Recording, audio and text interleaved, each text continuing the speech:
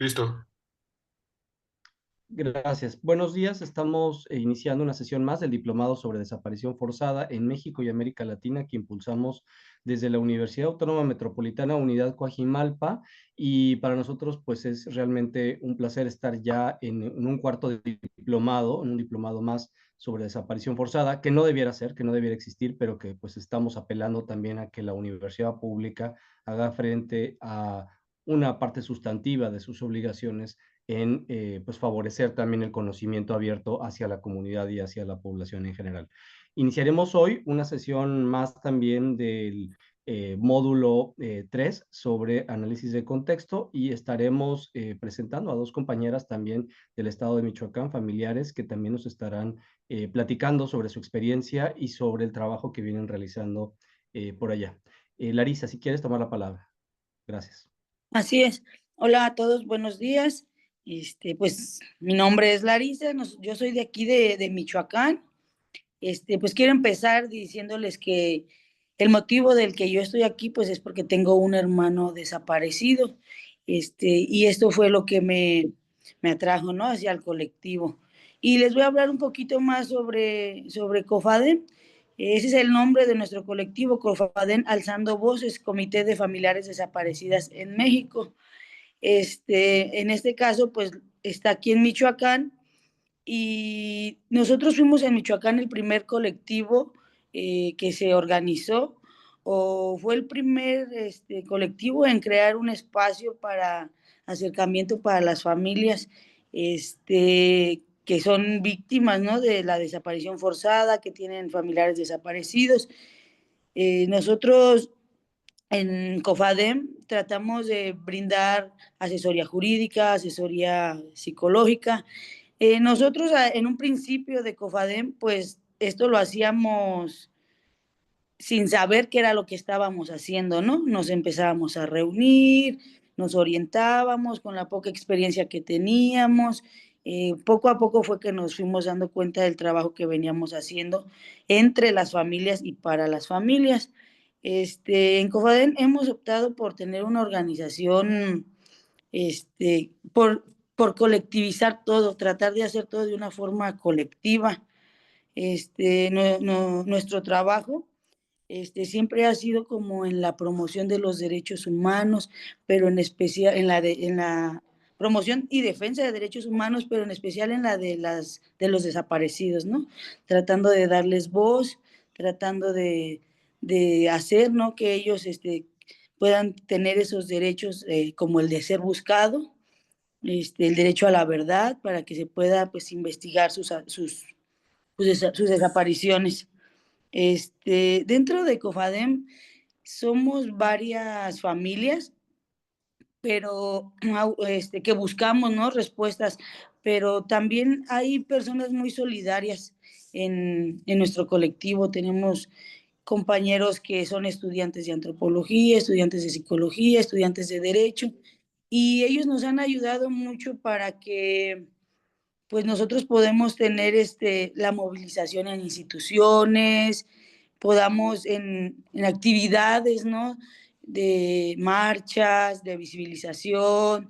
Ellos nos han apoyado mucho para no sentirnos solo, tanto desde el aspecto psicológico, que son como los que nos apoyan, nos tratan de, cuando vamos a una marcha y se pone todo bien intenso, ellos tratan de tranquilizarnos.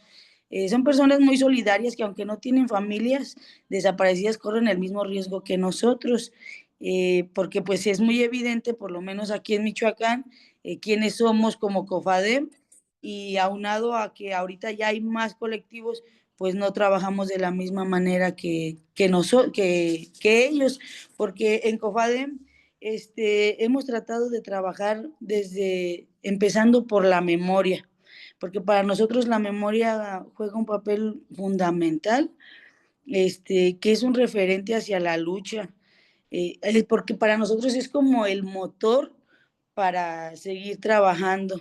Seguramente pues buscamos encontrar a nuestras familias, pero tenemos desaparecidos de los 70s, entonces no es de que perdamos la experiencia, la esperanza, perdón, pues tratamos de que se persevere su memoria, ¿no? Entonces para COFADEM trabajar esta parte es más que importante y pues lo hacemos, ¿no? Con eventos de memoria y una forma, ¿no? De resistirnos y para que haya, no sé, para que persevere y se quede aquí dentro del tejido social, porque aquí en Michoacán la violencia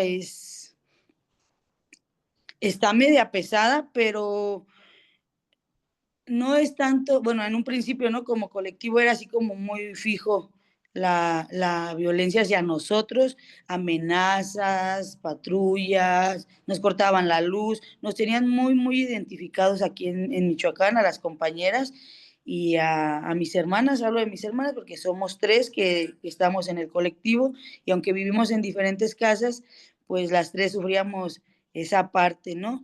Afortunadamente, de unos años para acá, o a lo mejor de la pandemia, porque nos replegamos un poquito, hemos dejado de vivir ese tipo de situaciones tan fuertes y tan pesadas.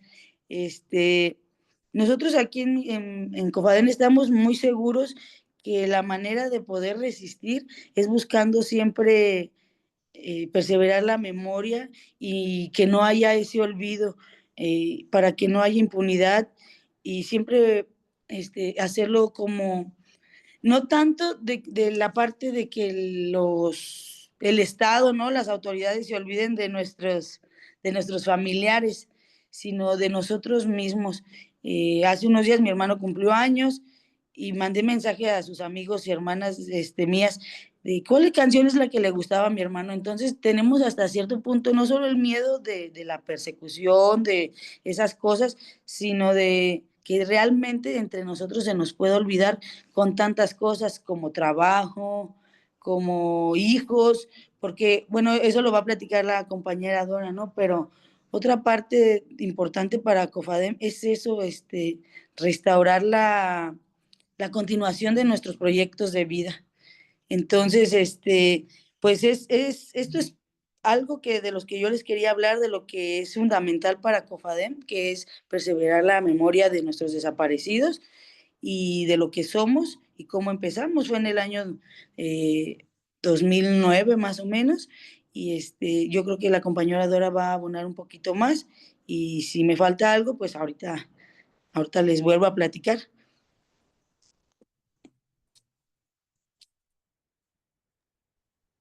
Bueno, A Gracias, ver, Larisa. Adelante. sí. sí, muchas gracias, Larisa. Muchas gracias, Edgar, por la escucha y a los compañeros. Sí, efectivamente, me quiero disculpar antes de iniciar por el hecho de que nunca tengo cámara, pero es precisamente porque si no se me va el audio y no puedo, eh, pues, tener continuidad y se va cortando. Pero sí, efectivamente, COFADEM es el primer colectivo en Michoacán que de manera colectiva afronta esta circunstancia que es la desaparición forzada. Y bueno, sus fundadoras de alguna forma tuvieron digo tuvieron porque nosotros no iniciamos específicamente con ellas, sino hasta el año 2013, pero ellas en el 2009 tuvieron un acompañamiento bastante importante por parte de organizaciones de la sociedad civil que ya tenían pues esta experiencia en la desaparición. Entonces, por ende, fue fortalecido COFADEM para que aquí en Michoacán tuviera las herramientas necesarias para continuar. Y bueno, yo les quiero platicar un poquito del contexto de COFADEM, perdón, del estado de Michoacán. Michoacán tiene más de 6,000 personas desaparecidas. Eh, Michoacán no cuenta actualmente con una ley, a pesar de la ley general que trabajamos en el movimiento por nuestros desaparecidos en el año 2017. COFADEM estuvo en todas las mesas que se realizaron por el movimiento para tener esta ley general y posteriormente poderla traducir a cada uno de los estados. Hasta la fecha, Michoacán no cuenta con esta ley, no ha habido esta homologación pertinente y necesaria para nuestro estado. Como colectivo desde 2011 nosotros hemos establecido mecanismos que nos proporcionen herramientas para la búsqueda de nuestros familiares, hablando jurídicamente o legislativamente, que fue cuando se tipificó el delito de desaparición forzada en el Código Penal del Estado de Michoacán. También hemos estado pugnando porque también se tenga se tuviera en su momento la creación de la Fiscalía Especializada en Desaparición de Personas. También COFADEM estuvo al tanto de que así se lograra también este espacio. Y posteriormente a esto, pues que también se tuviera en la Comisión de Atención a Víctimas asesores jurídicos que nos permitieran a nosotros un acompañamiento digno, que hasta la fecha en Michoacán ha sido sumamente complicado. Por lo regular, las personas que hacen acompañamiento a víctimas no están preparadas, no están formadas y sus limitaciones son sumamente evidentes en su formación, no solamente académica, sino humana. Entonces ha sido una situación sumamente complicada tener una interlocución buena con las autoridades, toda vez de que no hay una voluntad política que les permita realizar un trabajo para con las familias o el acompañamiento que se requiere, sobre todo en la desaparición de personas, ¿no? Más bien nosotros somos los que de repente, no de repente, más bien nosotros somos los que hemos estado realizando la chamba que a ellos les pertenece, ¿no? Bueno, y posteriormente en Michoacán, debido a estas circunstancias, nosotros como colectivo hemos pugnado por tener mecanismos de protección, como lo dice Larisa, porque no ha habido condiciones en Michoacán de seguridad que nos permitan realizar un trabajo sin tanta intimidación y violencia por parte de las autoridades. Ni siquiera estamos hablando de grupos paramilitares o grupos del crimen organizado. Estamos hablando de autoridades que supuestamente realizan el trabajo de seguridad, quienes han sido los principales perpetradores en relación a las desapariciones que nosotros acompañamos: el Ejército Mexicano, Policía Federal en su momento, Policía Estatal y Policía Municipal. La mayoría de los casos que tenemos en COFADEM tienen que ver con haber sido realizadas por este tipo de agentes del Estado. Y bueno, ellos también han sido en su momento quienes, bueno, quienes gracias a ellos nosotros tuvimos que ser ingresados a este mecanismo de protección, que también ha tenido varias circunstancias a analizar que no nos han permitido realizar el trabajo como nosotros quisiéramos, pero como lo dijo bien Larisa, hemos decidido replegarnos un poco para también no estar en un estado de vulnerabilidad más allá de lo que en algún momento lo fue, que fue en el año 2014 al 2016, que fueron años sumamente difíciles. Y bueno, les digo, Michoacán cuenta con 6,000 personas desaparecidas. Estas circunstancias y casos de larga data, ninguno ha sido localizado. No hemos tenido alguna interacción directa con la Comisión de Búsqueda y así como la Fiscalía, toda vez de que hemos denotado una simulación permanente respecto a los informes que ellos emiten en transparencia y acceso a la información pública. No hemos logrado tener un respaldo suficiente para poder agregar carpetas de investigación al área correspondiente de investigación. Por lo regular se está sesgando información o se está volteando hacia un lado de búsqueda en campo, lo cual nosotros hemos detectado que no hay condiciones en Michoacán para realizar este tipo de búsqueda, a pesar de que se ha tenido una valoración respecto a las, al tema forense. Michoacán no cuenta con ello. Michoacán no tiene todavía un centro de resguardo forense e identificación pertinente. Se ha estado realizando como a cuentagotas con apoyo de la Comisión Nacional de Búsqueda para justificar presupuesto, pero no se tiene un grupo multidisciplinario que permita esto, así como un registro fidedigno para nosotros poder confiarnos o guiarnos como familia para poder realizar esta identificación. No se tiene en Michoacán, no se cuenta con ello. Desconocemos como colectivo cómo han estado justificando presupuesto respecto a una búsqueda en campo a través del acceso a la información y de RELUPA. Hemos tratado de buscar esa circunstancia que pueda unir la información que ellos emiten. Entonces, vaya, Michoacán no tiene estas herramientas como se ha pretendido mantener por parte de ellas. O sea, me refiero específicamente a la Fiscalía y a la Comisión de Búsqueda.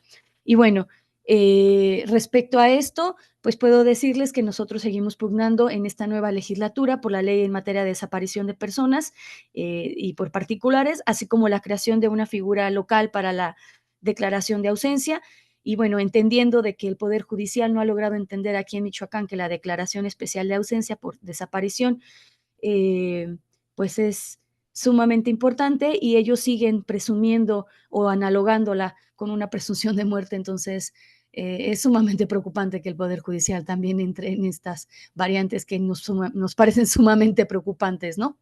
Pero bueno, de ello queremos decir que estamos continuamente haciendo la incidencia correspondiente para poder obtener pues esta ley y esta declaración de ausencia con los parámetros necesarios que la ley general nos ha marcado y que muchos otros estados ya tienen como experiencia.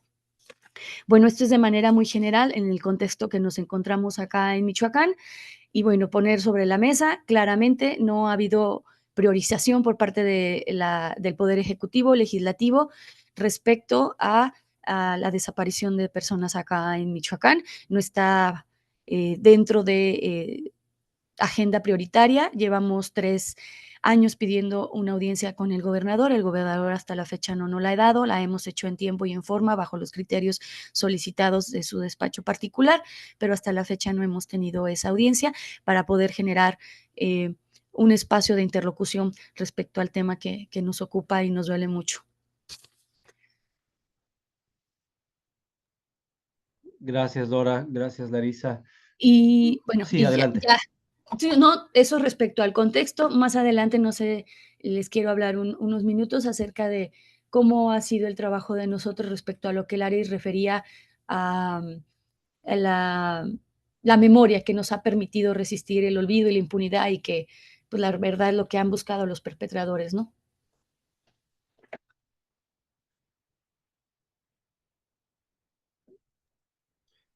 Sí, por supuesto. Yo quisiera que si se pudiera ahondar más en esta parte que ustedes narran de la no intervención y del nulo interés por parte de los tres poderes, que me parece fundamental, sobre todo atendiendo esto que Larisa decía en un inicio, el tema de la memoria. Y a mí me parece fundamental que como parte de la memoria, estos ejercicios que se han hecho de incidencia. Ustedes narraron la intervención que se ha hecho desde el movimiento por nuestros desaparecidos y que fue pues una piedra fundante para muchos colectivos, para muchos grupos, e incluso yo recuerdo que participé en algunas de esas reuniones y lamentablemente para muchos estados sigue siendo letra muerta, como ustedes lo vienen planteando.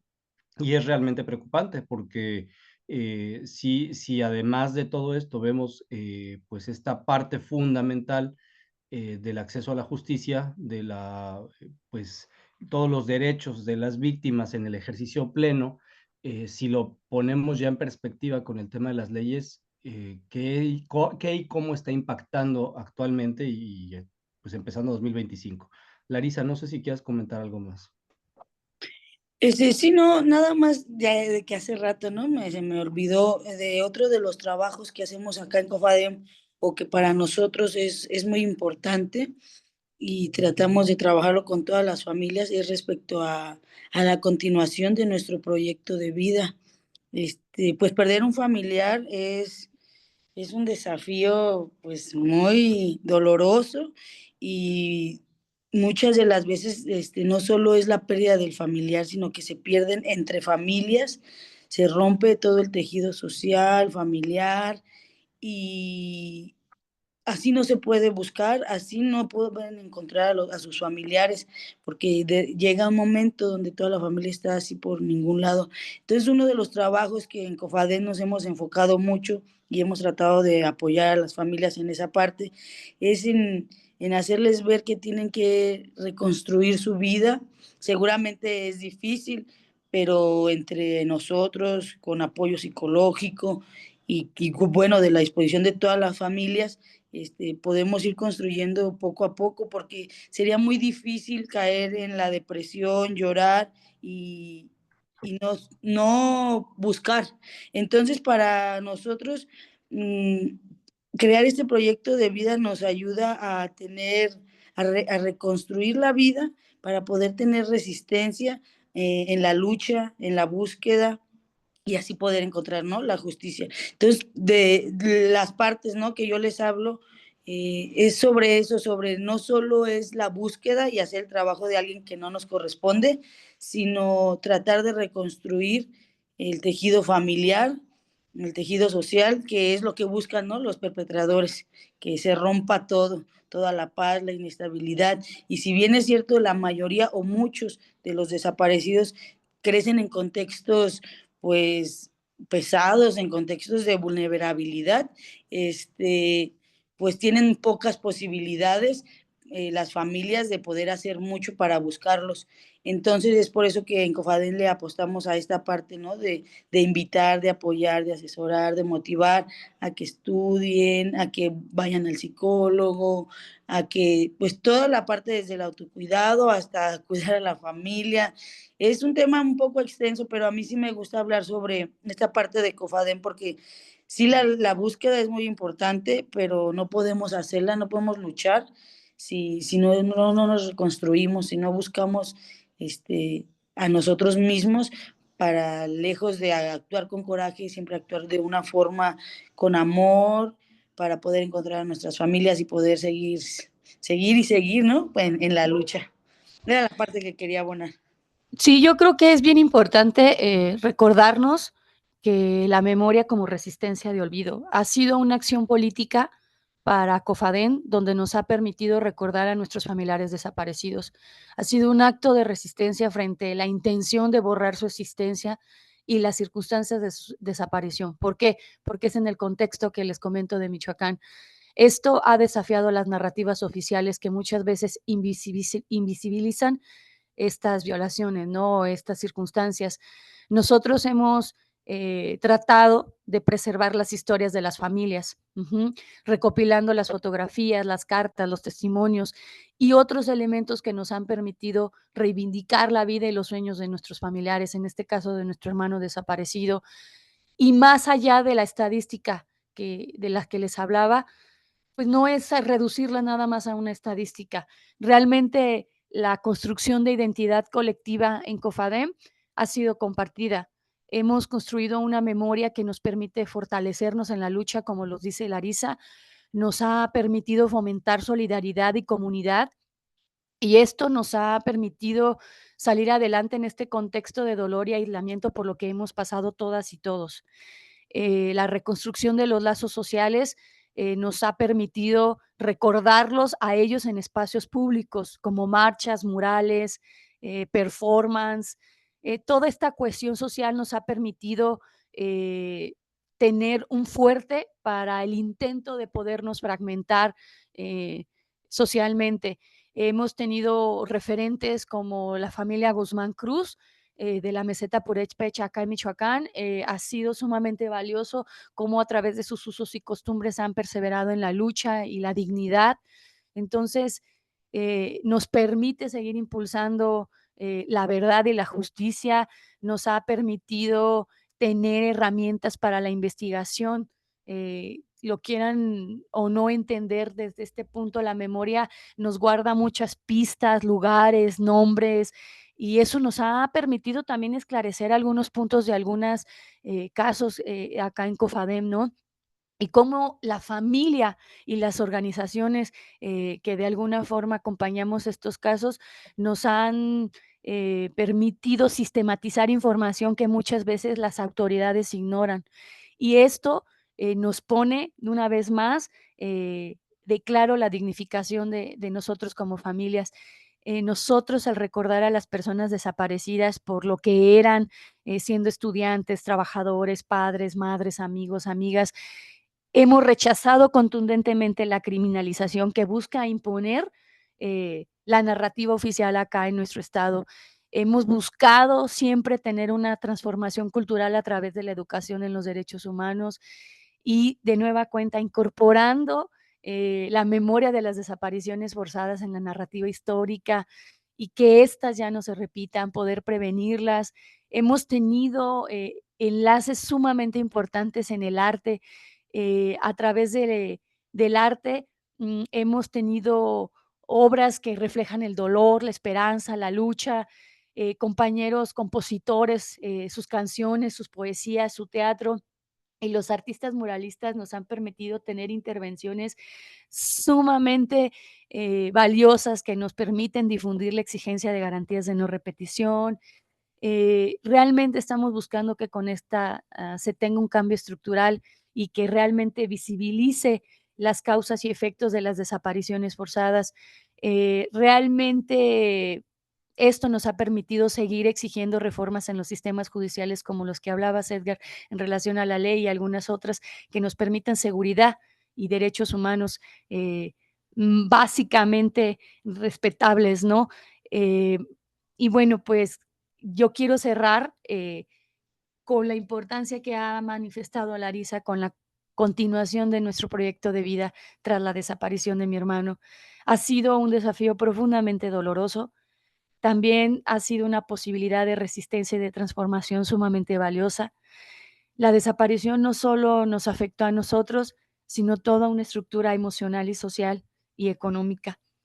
Todas las familias que estamos dentro de COFADEM nos hemos encontrado continuamente en la lucha por la verdad y la justicia, en un camino de reconstruir nuestras vidas. Recordemos que el principal objetivo de la desaparición es sembrar el terror, el miedo, y no lo han logrado porque creemos que a través de pugnar por esta construcción de vida nos ha permitido acompañarnos en el proceso de este duelo suspendido que siempre ha sido vivir con la incertidumbre.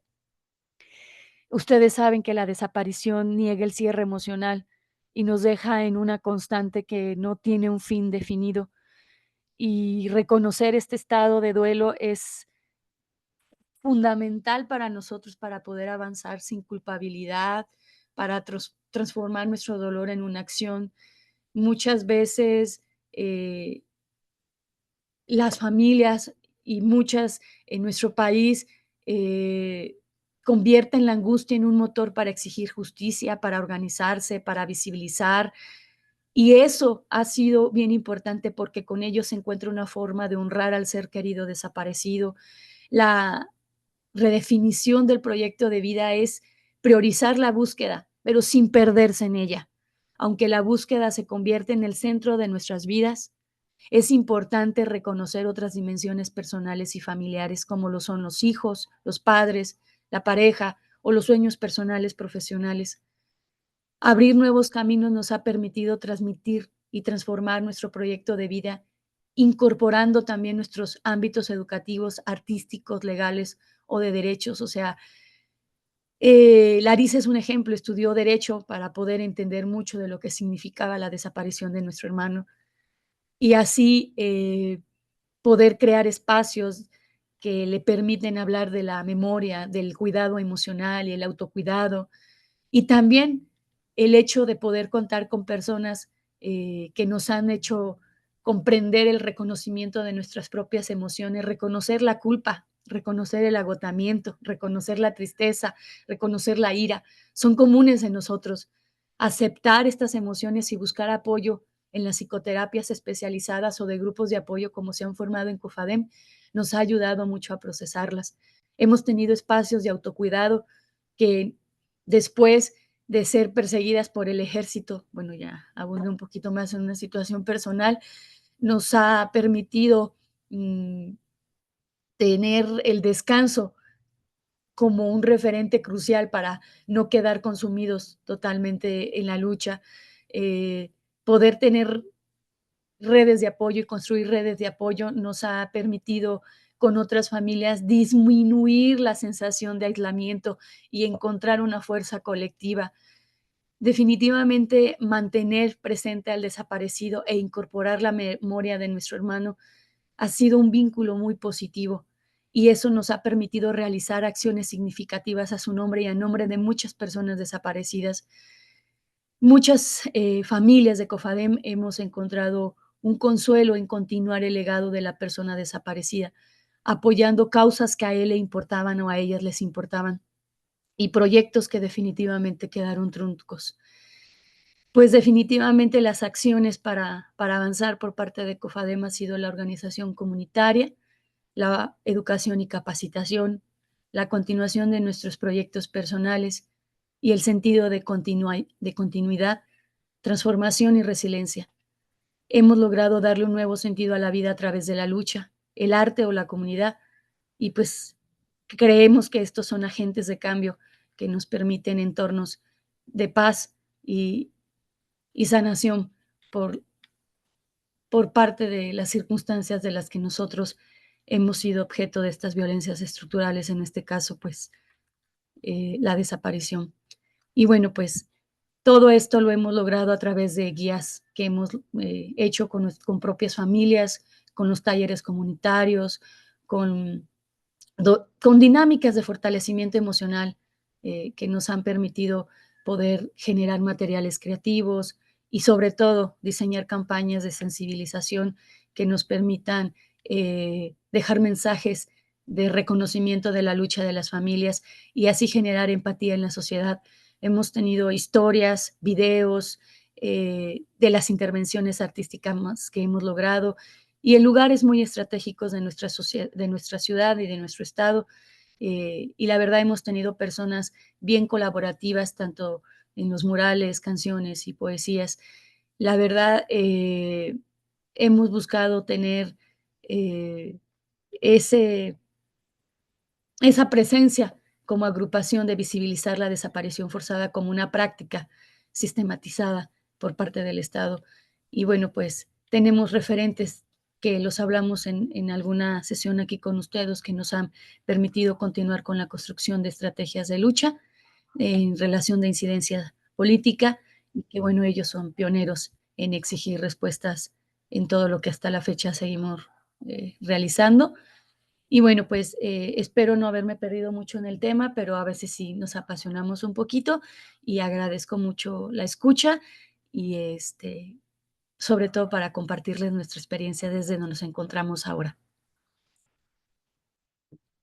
Gracias, Dora. Sí, gracias, Larisa. Pues miren, yo creo que es muy, muy puntual todo lo que ustedes han compartido con nosotros. Agradecer sobre todo que tengan la confianza también de poder compartir esta, pues, experiencia de vida y esta construcción también que vienen realizando como parte de COFADEM.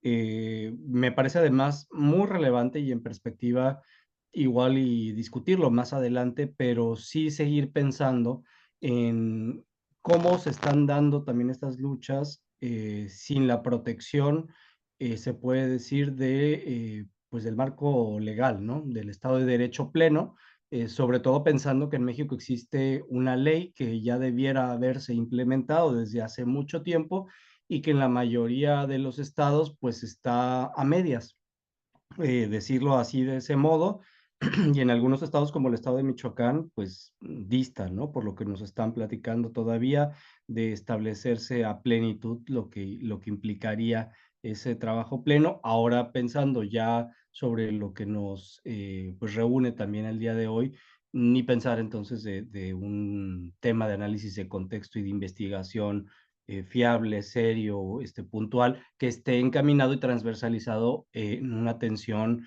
al desaparecido, a la desaparecida y a la víctima también, la escucha también y el acompañamiento de las víctimas. Si eso no está implementado, pues difícilmente se va a comprender por pues todas las instituciones. Yo creo que eso sería también algo que habríamos de ir platicando más adelante y seguramente esta otra parte de priorizar la búsqueda en vida, ¿no?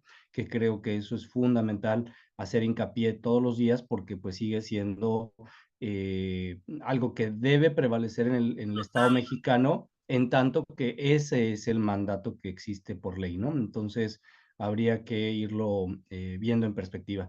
Bueno, pues si quieren, ahorita me quiero reservar los comentarios que podemos hacer como grupo. Si quisiéramos algunos comentarios para que, por favor, podamos introducir a nuestro ponente del día de hoy.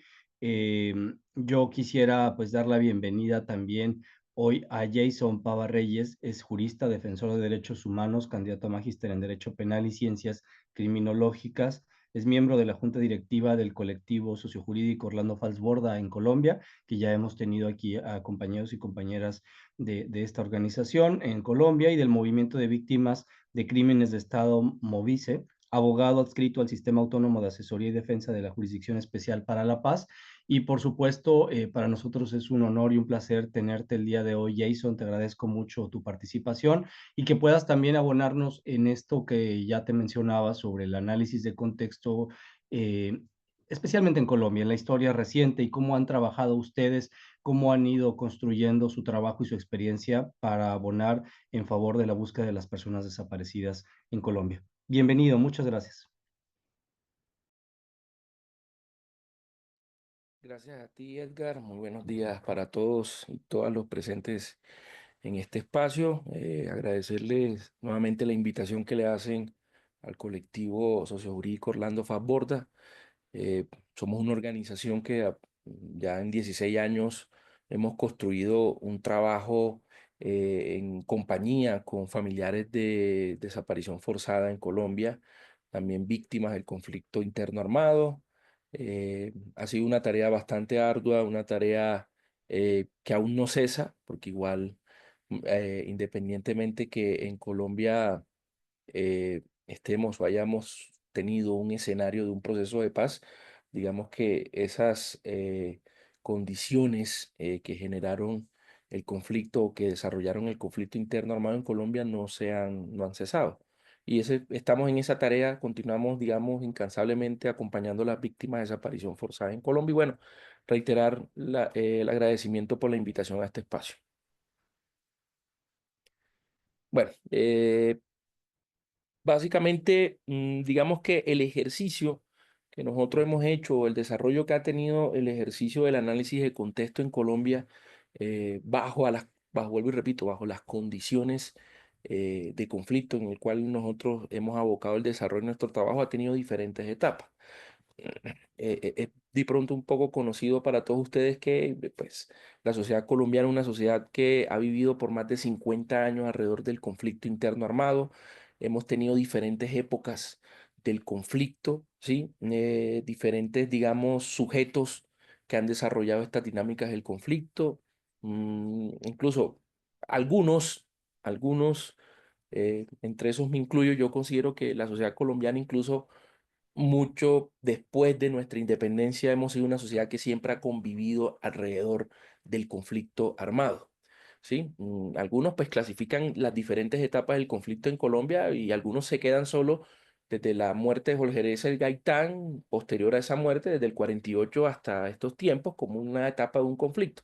Pero aquí en Colombia hay que reconocer que hemos vivido diferentes etapas del conflicto, pero que ha hecho que también esos patrones de criminalidad del Estado nunca hayan cambiado, solamente que se mutaron o que se convirtieron en otros escenarios, pero siempre hemos sido una sociedad que hemos vivido alrededor del conflicto. Y eso lo podemos decir y lo digo mucho después de nuestra independencia, porque cuando la recién fundada nación colombiana comenzaron esta idea de la creación de los partidos políticos, hizo que tuviésemos una época de violencia partidaria muy fuerte. ¿Sí? Casi la guerra de los 1000 días, que fue a finales de 1800, en donde los partidos liberales y conservadores se disputaban el poder a la fuerza, fueron escenarios de generación de violencia. Y fueron muchas décadas que vivimos así, y en donde vuelvo y repito, fue la construcción desde la criminalidad estatal, la utilización de diferentes delitos. Entre esos, la desaparición forzada, los homicidios. Entonces esa fue una etapa también oscura de la sociedad colombiana que después se terminó superando, ¿sí? Pero que, digamos, no fue que se haya desaparecido totalmente. Y por eso el segundo ciclo de violencia aquí en Colombia, que es como la más cercana a la nuestra, que fue la que se dio a partir de la muerte, digamos, de un gran líder político en Colombia que se llamó Jorge Eliezer Gaitán, y que en esa etapa ya se recrudecieron, digamos, las disputas entre los partidos, pero ya con un elemento adicional, y es que ya se comenzaron a surgir grupos insurgentes frente a la dinámica del conflicto en Colombia.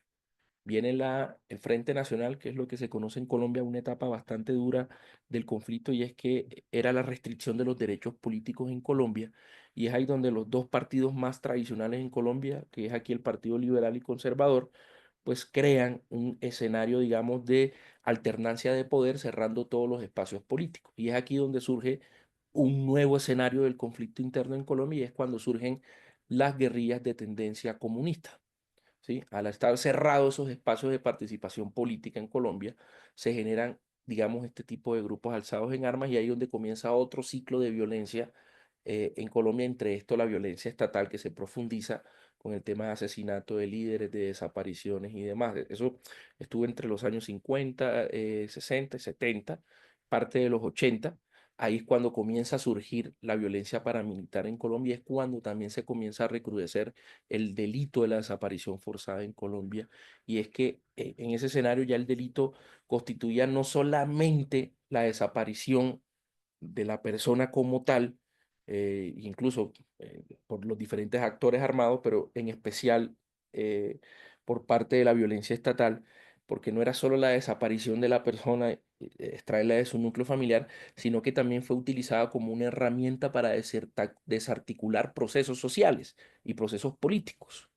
¿Sí? Entonces el Estado colombiano comienza a utilizar esta herramienta de la desaparición forzada en esas finales de los 80, en los 80, parte de los 90, y ahí también viene una mezcla con el conflicto del narcotráfico, la violencia del narcotráfico.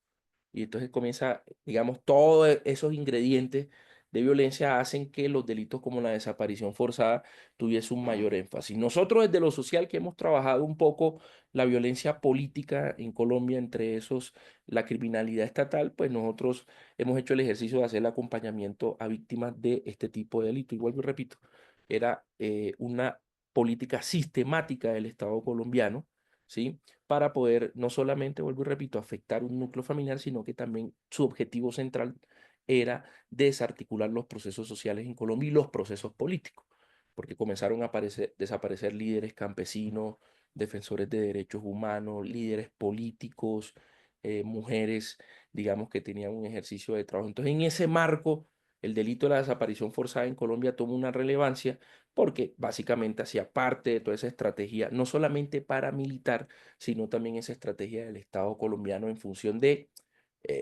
dentro de esa lógica del enemigo interno, poder afectar, digamos, en términos generales, todas las organizaciones sociales en Colombia. Y hay que decirlo, logró su objetivo, porque parte de los 80 y 90 nosotros tenemos un escenario de delitos de desaparición forzada fuerte, y que evidentemente terminó casi exterminando muchas organizaciones sociales y políticas, entre eso el caso de la Unión Patriótica, que no solamente tuvo escenarios de asesinato de sus miembros, sino que también tuvo episodios de desaparición forzada como una política del Estado colombiano. Entonces, en ese marco de violencia en que se desarrolla Colombia en los años 90, parte de los 2000, viene la desmovilización de los grupos paramilitares en el año 2006, haciendo una anotación acá, que llegando el gobierno de Álvaro Uribe Vélez, el conflicto en Colombia toma otra dinámica y se intensifica de otra manera, y es cuando comienzan ustedes a escuchar lo que aquí en Colombia ya ha sido, cada vez se escuchó, que es la utilización de los homicidios en personas protegidas y el ejercicio de los falsos positivos los falsos positivos. Y en esa época ya uno nota un cambio. Y es que entonces ya no era la utilización de la desaparición forzada, ¿sí? Como un ejercicio directo de criminalidad estatal, porque sí le estaba generando daño al Estado colombiano. Sí, el sinnúmero de desapariciones forzadas, hacer las denuncias frente a este escenario deja muy mal parado a los estados. Por eso los ejercicios de acompañamiento frente a los delitos como la desaparición forzada toma una importancia estructural en la medida en que pone contra las cuerdas al Estado, en función de decir, oiga, venga, es que en su estado y en su territorio se está cometiendo delitos, están desapareciendo a personas, pero no están desapareciendo a personas por desaparecerlas, sino que qué tipo de personas están desapareciendo y qué tipo de procesos están afectando con eso. Y es ahí donde ya llegando, digamos, al objeto central del análisis del contexto, entendimos muchas organizaciones, sobre todo defensoras de derechos humanos, que el ejercicio de la búsqueda, en este caso, no solamente tenía que quedar en la denuncia y en decir, no, es que me desaparecieron a mi familiar, y dejar el ejercicio o dejar esta conducta o este delito única y exclusivamente como la desaparición de una persona en una parte de una región del país o en un territorio o en una forma, sino que a partir de entender que teníamos que hacer análisis de contexto en función de poder explicar el por qué se llegó a esa desaparición forzada y cuál era el patrón que respondía a esa desaparición forzada. Es ahí donde toma relevancia el análisis de contexto. ¿Por qué, muchachos y muchachas? Porque esencialmente eso es lo que nos permite poder no solamente tener la foto de un desaparecido y decir, se desapareció este familiar o se desapareció esta persona, sino es contar la historia y cuál fue el contexto, el por qué esta persona la desaparece. Y es ahí en donde el análisis del contexto, no solamente interno de la situación del país, sino también otras dinámicas externas que se dan alrededor del ejercicio, digamos, de las organizaciones políticas, defensoras de derechos humanos, toma la importancia el análisis de contexto. Porque es ahí explicar cuál es la dinámica del conflicto. Entonces, en este caso, nosotros entendimos que para poder explicar no solamente a la sociedad colombiana en general, sino también a toda la sociedad por fuera de Colombia, de que en Colombia se estaban cometiendo delitos de lesa humanidad, entre estos la desaparición forzada, porque respondía a un patrón de criminalidad del Estado. Y es ahí donde el análisis de contexto toma una relevancia, porque es explicar, ¿sí?, casi el génesis del por qué se llega a ese ejercicio o esa comisión de esa conducta punible, en este caso la desaparición forzada. Entonces, ¿qué fue lo que nos llevó a las organizaciones sociales en Colombia? Mire, tenemos que hacer un análisis de contexto de cuáles son esos patrones de macrocriminalidad que se están cometiendo en este caso en los delitos de desaparición forzada. Y es por eso que ahí se toma el análisis en general de lo que se desarrolla el conflicto, ¿sí? El por qué esos orígenes del conflicto, el por qué hay un conflicto en el territorio, ¿sí? Y a partir de identificar ese contexto general, podemos comenzar a llegar a un contexto específico de cuál era la actividad que hacía la organización social, la organización comunitaria, y a su vez también podemos llegar a un contexto más preciso del por qué, cuál era la actividad que hacía esa persona que fue desaparecida, ¿sí? Y que a todas luces nos está arrojando a nosotros indicios el por qué se tuvo que desaparecer a esa persona. Y ahí es donde viene ya el tercer nivel de poder decirle a la gente, se llegó a la desaparición de esta persona porque esencialmente bajo todos estos contextos que se desarrolló esta desaparición forzada responde un patrón, ¿sí?, de macrocriminalidad o de criminalidad, ya sea de grupos alzados en armas, sea de grupos armados ilegales o en su defecto puede ser también una política de criminalidad estatal. Es la importancia del análisis del contexto porque eso nos permite darle cara, digamos, o darle una historia, perdón, a esa persona que fue víctima de esa desaparición forzada. Porque muchas veces en Colombia notábamos que el ejercicio de la desaparición forzada solamente quedaba como decir, no, la persona se extrajo de su casa, un día ingresaron un grupo, unas personas armadas, retuvieron a la persona, se la llevaron y desapareció. En otros casos llegaban a su casa con órdenes como supuestamente miembros de, en ese tiempo existía una organización de inteligencia del Estado que se llamaba el Departamento Administrativo de Seguridad, y entonces hacían allanamientos, se le creaba por decirlo así, como una imagen de formalidad porque era un allanamiento autorizado por un juez, se extraía a la persona de su casa y desaparecía. Y y eran presuntamente operativos que estaban en el marco de la legalidad, pero eran utilizados como herramientas para desaparecer a las personas. Entonces quedábamos única y exclusivamente en el marco de la denuncia, de decir, mire, es que esta persona se desapareció y ya, y lo estamos buscando, y los familiares eran los que inclusive quedaban solos en esa búsqueda, digamos, de sus familiares. Incluso llegó una época en que a las personas acá el mismo Estado colombiano comenzó a señalar que se desaparecían porque se iban para la insurgencia. Y muchas veces esa es la respuesta a los familiares de desaparición forzada acá por parte de las autoridades. No, mire, es que su familiar no apareció porque debe estar en la insurgencia por sus actividades subversivas que realizaban. Esa era muchas veces la respuesta del Estado colombiano y de las autoridades en Colombia.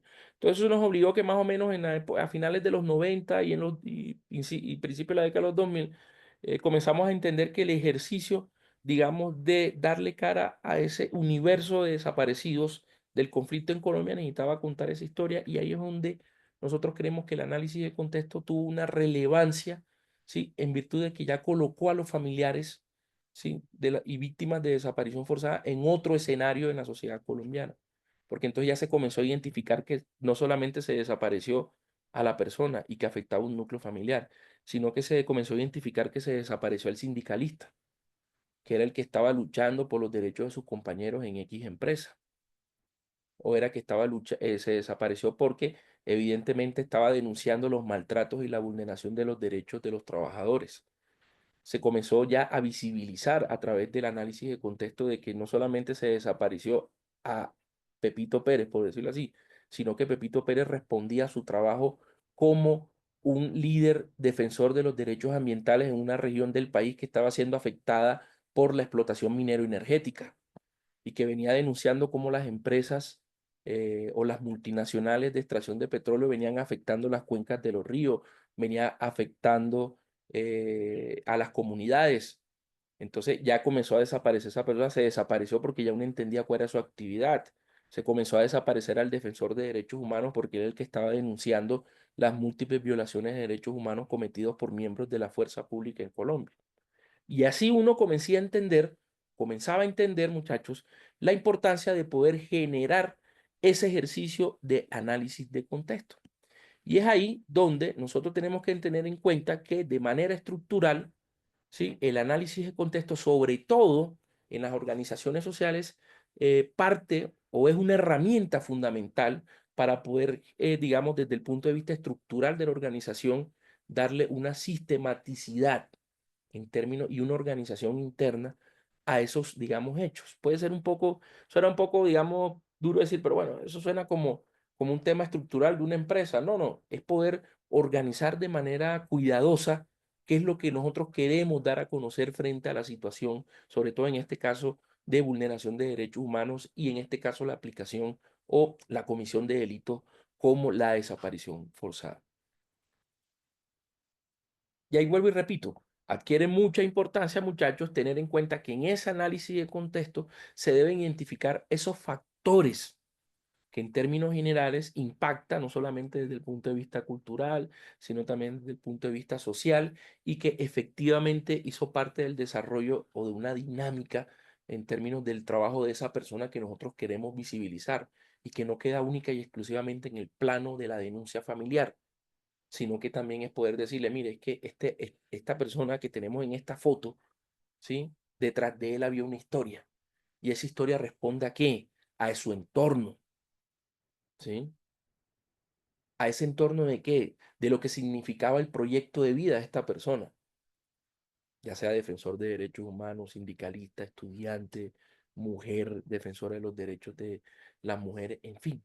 Es poder darle esa visibilidad a esa persona y poder, a través del análisis del contexto, poder, vuelvo y repito, darle una sistematicidad a cómo era que respondían estos patrones de macrocriminalidad en los estados. Y es por eso que dentro del análisis del contexto, muchachos, hay que hacer, en términos generales, un análisis del contexto a nivel interno, ¿sí?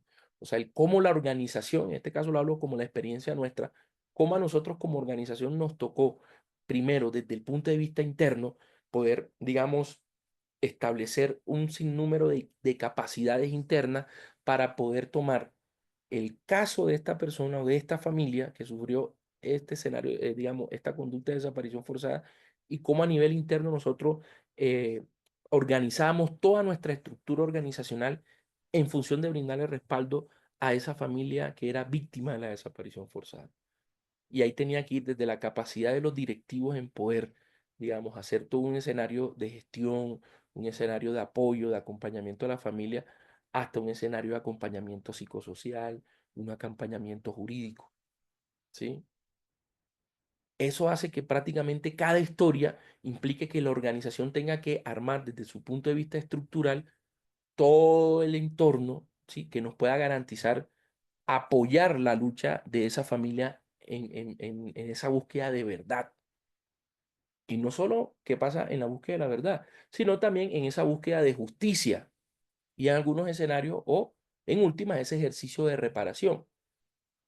Incluso ahora a partir de la creación de la Jurisdicción Especial para la Paz o el modelo de justicia transicional que tenemos, a ese ejercicio de verdad, justicia, reparación, se le agregó un nuevo ingrediente y es las medidas de no repetición. Porque todo este ejercicio de denuncia, de búsqueda, de obtener, digamos, ese ejercicio de verdad a la familia debe quedar en ese ejercicio de que la familia puede obtener su verdad, su justicia, su reparación. Pero la sociedad debe entender que deben existir medidas de no repetición. Entonces esos 4 ingredientes nuevos que dentro del entorno colombiano se ha manejado, hemos llegado a eso gracias a todo el ejercicio de análisis en contexto que nosotros hemos desarrollado. Y es ahí donde las organizaciones, desde el punto de vista estructural, estratégico, incluso sistemático, incluso del estilo de trabajo, incluso de poder tener personal acorde o, digamos, comprometido con este tema de acompañar y hacerle ese seguimiento a las víctimas, adquiere una gran importancia. Y eso se da gracias a ese ejercicio o ese primer eslabón, que es ese análisis de contexto a nivel interno nuestro, de saber cómo nos preparamos para acompañar ese universo de familia que requieren del despliegue de toda una organización en función de apoyarlos en todos los escenarios. Y después de pasado ese extremo, o pasado, digamos, ese ejercicio, ahí sí entramos en un análisis de contexto a nivel externo. Y es ahí donde sí, vuelvo y repito, tenemos que tener en cuenta en esos casos, y hablo casos particulares, cuando uno tiene un caso, vuelvo y repito, y lo dije al inicio, detrás de esa imagen o esa foto que tiene un familiar de su familiar que ha sido desaparecido, existe una vida, existía un proyecto de vida. Y es poder transmitirle al resto de la sociedad, mire, es que esta persona tenía un proyecto de vida. Y este proyecto de vida tenía, digamos, en términos generales, elementos desde lo político, desde lo económico, desde lo sociocultural, ¿sí? Y es ahí donde el contexto externo nos tiene que ayudar, y le repito, a poder organizar toda una estructura de análisis de contexto en función de tener en cuenta todos esos elementos.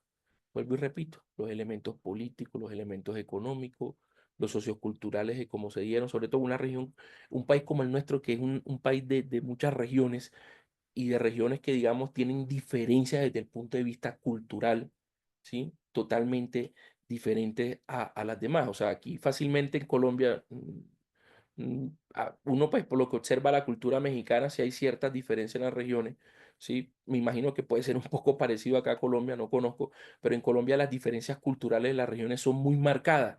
O sea, no es la misma cultura ni la misma forma de actuar ni desarrollar la sociedad de las costas. Por ejemplo, yo soy de la región norte del país, de la costa, ¿sí? No es lo mismo culturalmente mi desarrollo en esa zona que de los que son del centro del país, es decir, Bogotá, Cundinamarca. Entonces, esos elementos socioculturales también tienen gran importancia en ese análisis de contexto, porque también radica en la forma de poder decirle a la sociedad cómo esos patrones socioculturales también en cierta medida tuvieron que ver en esa política o en esa política o en la aplicación de esas conductas, digamos en este caso de la desaparición forzada. Entonces, si es poder decirle a la gente culturalmente qué pasa. Ejemplo, aquí existieron regiones del país donde realmente los delitos de la desaparición forzada no fueron tan marcados como en otras regiones. Y lo puedo decir en mi región como en la costa. Nosotros no tuvimos, en términos generales, toda una aplicación de esa violencia política en Colombia tan marcada como si las tuvieron otras regiones del país, como el centro, el sur del país, ¿sí? Regiones como el Putumayo, Caquetá, Nariño, ¿sí? Que tuvieron muy marcado este ejercicio, Arauca, Catatumbo, que estos días los que han visto noticias, ha existido ahorita una confrontación de grupos armados, se ha intensificado en las regiones del Catatumbo ahora en Colombia. Ya tenemos más de 50.000 desplazados en estos días por los combates que se están viviendo ahí. Ahorita vendrá, ¿sí? Ahorita vendrá un ejercicio de verificar cuando, pues, digamos, en términos generales, se puede acceder a ese lugar, saber incluso cuántas víctimas de desaparición forzada existió en esta operación que se hizo. Porque tenemos conocimiento de que las personas fueron incluso sacadas de sus casas acá en el Catatumbo, ¿sí? Y no se tiene todavía noticias de ellas. Lo que pasa es que las organizaciones sociales, incluso ni siquiera el Estado, parte del Estado colombiano ha podido ingresar de manera directa a saber en el Catatumbo. Pero sabemos que va a haber un gran número de desaparecidos, ¿sí? En esta operación militar. Entonces son regiones que han tenido de manera directa o han intensificado de manera directa el conflicto y son, digamos, el patrón de este delito de la desaparición forzada es común en este ejercicio. Regiones como el norte del país no tiene esa dinámica, no la ha vivido, ¿sí? No la ha vivido en términos generales. Entonces, digamos que yo, y lo cuento por mi experiencia, yo pues hace 15 años me vine para Bogotá a hacer mi ejercicio de trabajador como defensor de derechos humanos, pero todo el tiempo de formación que yo tuve en la costa, no tuve de cerca esa experiencia de conocer familias que sufrieran, ¿sí? De este tipo de conductas como la desaparición forzada. O sea, no lo viví, no lo miramos. En la región mía era una región, por decirlo así, en términos generales, un poco más pacífica que las demás regiones del país. Pero entonces uno tiene ese choque cultural, porque cuando llega a una región como Bogotá, Cundinamarca, uno va al sur del país, al centro, entonces ya uno se encuentra que esto hizo parte de la dinámica del conflicto colombiano. Y entonces uno observa familias que tienen 15, 20 años, ¿sí? Todavía en esa lucha de la búsqueda por su familiar que aún no aparece, aún incluso lo tenemos actualmente. En el escenario del movimiento de víctimas de desaparición forzada, trabajamos una mesa de desaparición forzada y tenemos víctimas que desde hace más de 20, 25 años aún están requiriendo ese escenario de verdad, justicia y de reparación porque no saben qué pasó con su familiar. Entonces uno se choca con ese elemento en términos generales socioculturales y es un choque fuerte. Entonces esa es la tarea del análisis del contexto, el cómo yo llevo esas historias, ejemplo, para que la gente de la región Caribe de mi país pueda decir, oiga, venga, es que usted no está en un paraíso, usted está viviendo en un país que está sufriendo y que cada día existen tantos desaparecidos y que a la fecha no, que usted, digamos, que usted no haya tenido de cercano algún familiar, algún amigo que haya sufrido de desaparición forzada, no quita que usted está viviendo en una sociedad que ha utilizado esta herramienta no solamente desde el punto de vista político, sino también desde el punto de vista económico, ¿sí? Y que han cometido este tipo de atrocidades frente a las dinámicas del conflicto en Colombia. Entonces, eso es la importancia en términos generales del análisis del contexto. Y eso es lo que nos ha permitido a nosotros como organizaciones sociales acá en Colombia, sobre todo como organizaciones de derechos humanos, poder decirle a la sociedad colombiana y al mundo, mire, este es el conflicto que ha vivido Colombia y por qué los orígenes de ese conflicto. Y es ahí donde nuestros informes toman relevancia el análisis de contexto.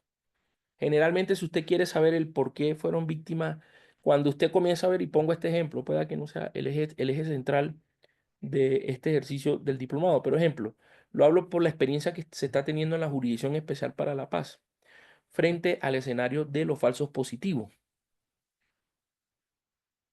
El Estado colombiano, desde que se comenzaron a conocer, que incluso en este primer escenario es importante tener en cuenta que estos 6.402 muchachos, incluso pueden ser más, fueron primeramente,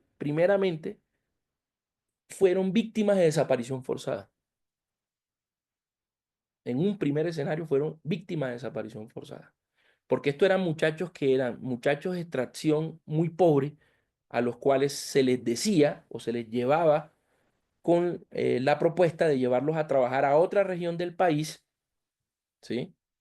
Con esa expectativa de que iban a trabajar y eran extraídos, claro, no eran a la fuerza, pero eran en una primera etapa, eran, digamos, engañados, eran extraídos de su núcleo familiar, de lo que el entorno que estaban haciendo, y eran llevados a otra región del país.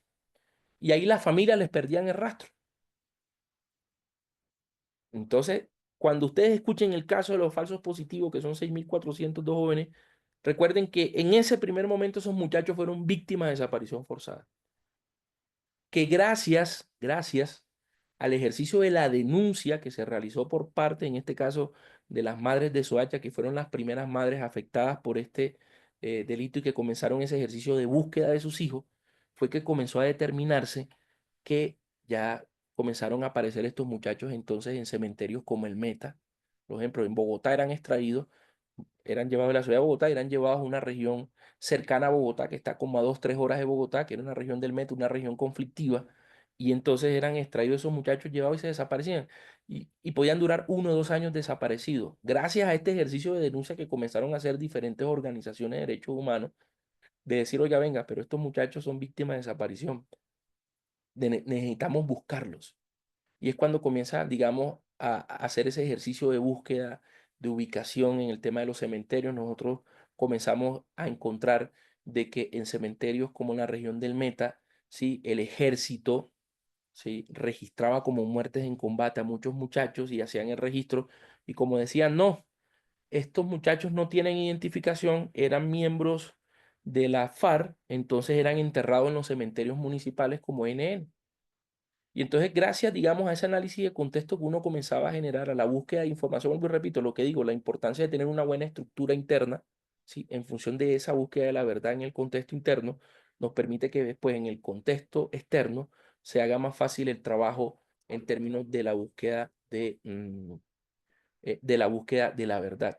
Y entonces, desde la experiencia nuestra, comenzamos a identificar cuál era el siguiente patrón, que en cementerios como la Macarena, entonces nosotros habíamos identificado que siempre que había combates del ejército, siempre se enterraba un gran número. Bueno, por decirlo así, existió un combate cerca de la Macarena, entonces se enterraron 30 NN. No sabemos identificación. Entonces, cuando comenzamos a observar ese patrón de que en muchos cementerios municipales de esas regiones se comenzaban a enterrar muchos muchachos como NN, como como combatientes de grupos armados, eso llevó a que muchas organizaciones defensoras de derechos humanos comenzáramos a mirar, oiga, venga, es que en esas regiones puede haber un patrón que responda a este ejercicio de los desaparecidos que tenemos. Y era paralelo, ¿no? Porque entonces, así como existía un número de NN en estos cementerios, también aumentó un número de muchachos desaparecidos en estas regiones. ¿Mm? Entonces fue a raíz de ese ejercicio, de ese análisis que se hace, digamos, desde lo interno, que nos permite decir, oiga, venga, ¿y por qué no comenzamos a observar qué es lo que está pasando acá? Y fue cuando se comenzó a hacer el primer ejercicio de los cementerios, en este caso el de la Macarena. Y fue cuando comenzamos a decirle a las autoridades, oiga, vengan, vamos a averiguar qué está pasando con esos NN. Queremos saber quiénes son esas personas si nunca se ha hecho un ejercicio. Porque lo que hacía el ejército era que se los entregaba al sepulturero y el sepulturero lo que hacía era que los preparaba y los enterraba. Fíjense cómo cambió, cómo el tema de los falsos positivos en Colombia tomó una relevancia y era que, ejemplo, yo pongo este ejemplo del cementerio de la Macarena porque es el más diciente. En ese ejercicio, eh, el sepulturero lo único que hacía era que antes de enterrar a los muchachos, como NN, les cortaba un mechón de cabello y lo tenía un libro. O sea, una persona que es campesina, no tiene formación, pero el hombre en su, digamos, en su raciocinio, en su pensamiento decía, hombre, no son, pues se le ocurrió, creo que fue una ocurrencia del hombre, cortarle un mechón de pelo y colocar la fecha, ¿sí? En un libro de esos que utilizan, no sé, esos libros como contables, o esos cuadernos también pequeños, y entonces colocar la fecha, el día que fue sepultado el muchacho, y se le ponía el mechón de pelo ahí. Eso fue lo que permitió abrir, por decirlo así, lo que el Estado colombiano le gustó fue esa caja de Pandora, y es que gracias a ese elemento fue que ya se comenzó a encontrar que del cementerio de la Macarena había muchos muchachos que estaban desaparecidos en la región del Meta. Y entonces fue ahí cuando las familias comenzaron, no, pero es que mi hijo nunca se fue para la insurgencia, que mi hijo se lo llevaron ofreciéndole trabajo. Y ahí es donde se abre todo ese ejercicio, digamos, de poder descubrir qué fue lo que pasó ahorita con los falsos positivos, y es cuando ya se pasa del delito de desaparición forzada al delito incluso de homicidios en persona protegida. Hay muchos de los que estamos haciendo este ejercicio del litigio de defensa de los derechos de las víctimas que pensamos que a los que son señalados o los que están siendo acusados de estos delitos no se les debe quitar el delito de la desaparición forzada. ¿Mm? Porque esencialmente, vuelvo y repito, en ese primer ejercicio sí se cometió la conducta punible. Pero bueno, como nuestro estatuto penal establece que si ya la persona o aparece el cuerpo, aparece esto, digamos, se suprime la codificación de este delito. Pero algunos creemos que el solo hecho que esa persona sea desaparecida, que haya sido extraída, pues fue la comisión del delito. Ah, que se logró encontrar el cuerpo, sí. Pero en esa cadena de comisión de delito, la desaparición forzada fue el génesis, ¿sí? A través de la conducta delictiva de lo que posteriormente terminó siendo un homicidio en persona protegida. Entonces, muchachos, ¿cuál es la invitación que le hacemos desde en Colombia, desde las organizaciones sociales? Entender que el análisis del contexto tiene una relevancia en el ejercicio del trabajo. Poder decir a la gente cómo se organizó el contexto, cómo es el contexto de la región, cómo es el contexto del trabajo organizativo de la persona que ha sido víctima de la violencia, de la violencia, de desaparición forzada, el poder contar su historia, ¿sí? Como parte de ese contexto, nos permite no solamente, en términos generales, afianzar ese ejercicio de búsqueda, y luego repito, ese ejercicio de verdad, justicia, reparación y medida de no repetición, sino que nos permite sensibilizar al resto de la sociedad.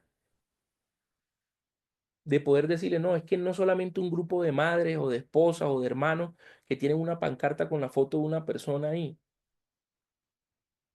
sino que detrás de esa foto viene un proyecto de vida.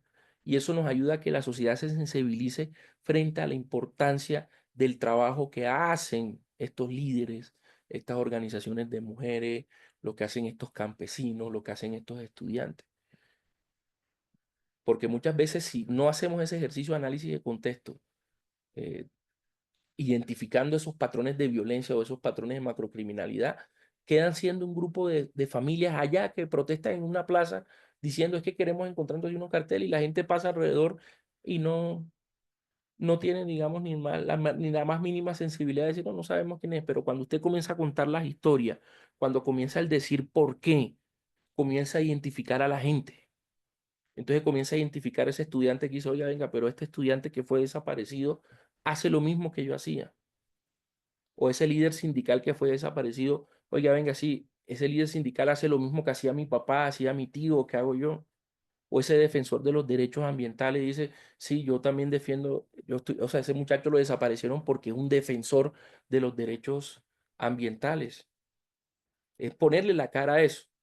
Y por eso la invitación, muchachos, es que en ese ejercicio el análisis del contexto es la pieza fundamental para poder garantizarle a ese grupo de familias un verdadero ejercicio de búsqueda que les permita a ellos llegar a esa anhelada verdad, ¿sí? Y que a su vez puedan obtener ese ejercicio de justicia y que a su vez el Estado asuma su responsabilidad en el ejercicio de reparación y lo que en Colombia ahorita últimamente hemos agregado como un elemento esencial, entender que que la sociedad entienda que se deben aplicar medidas de no repetición y que no debe existir en la sociedad, ¿sí?, más delitos de este tipo. Muchas gracias, muchachos. Quedo abierto a las preguntas.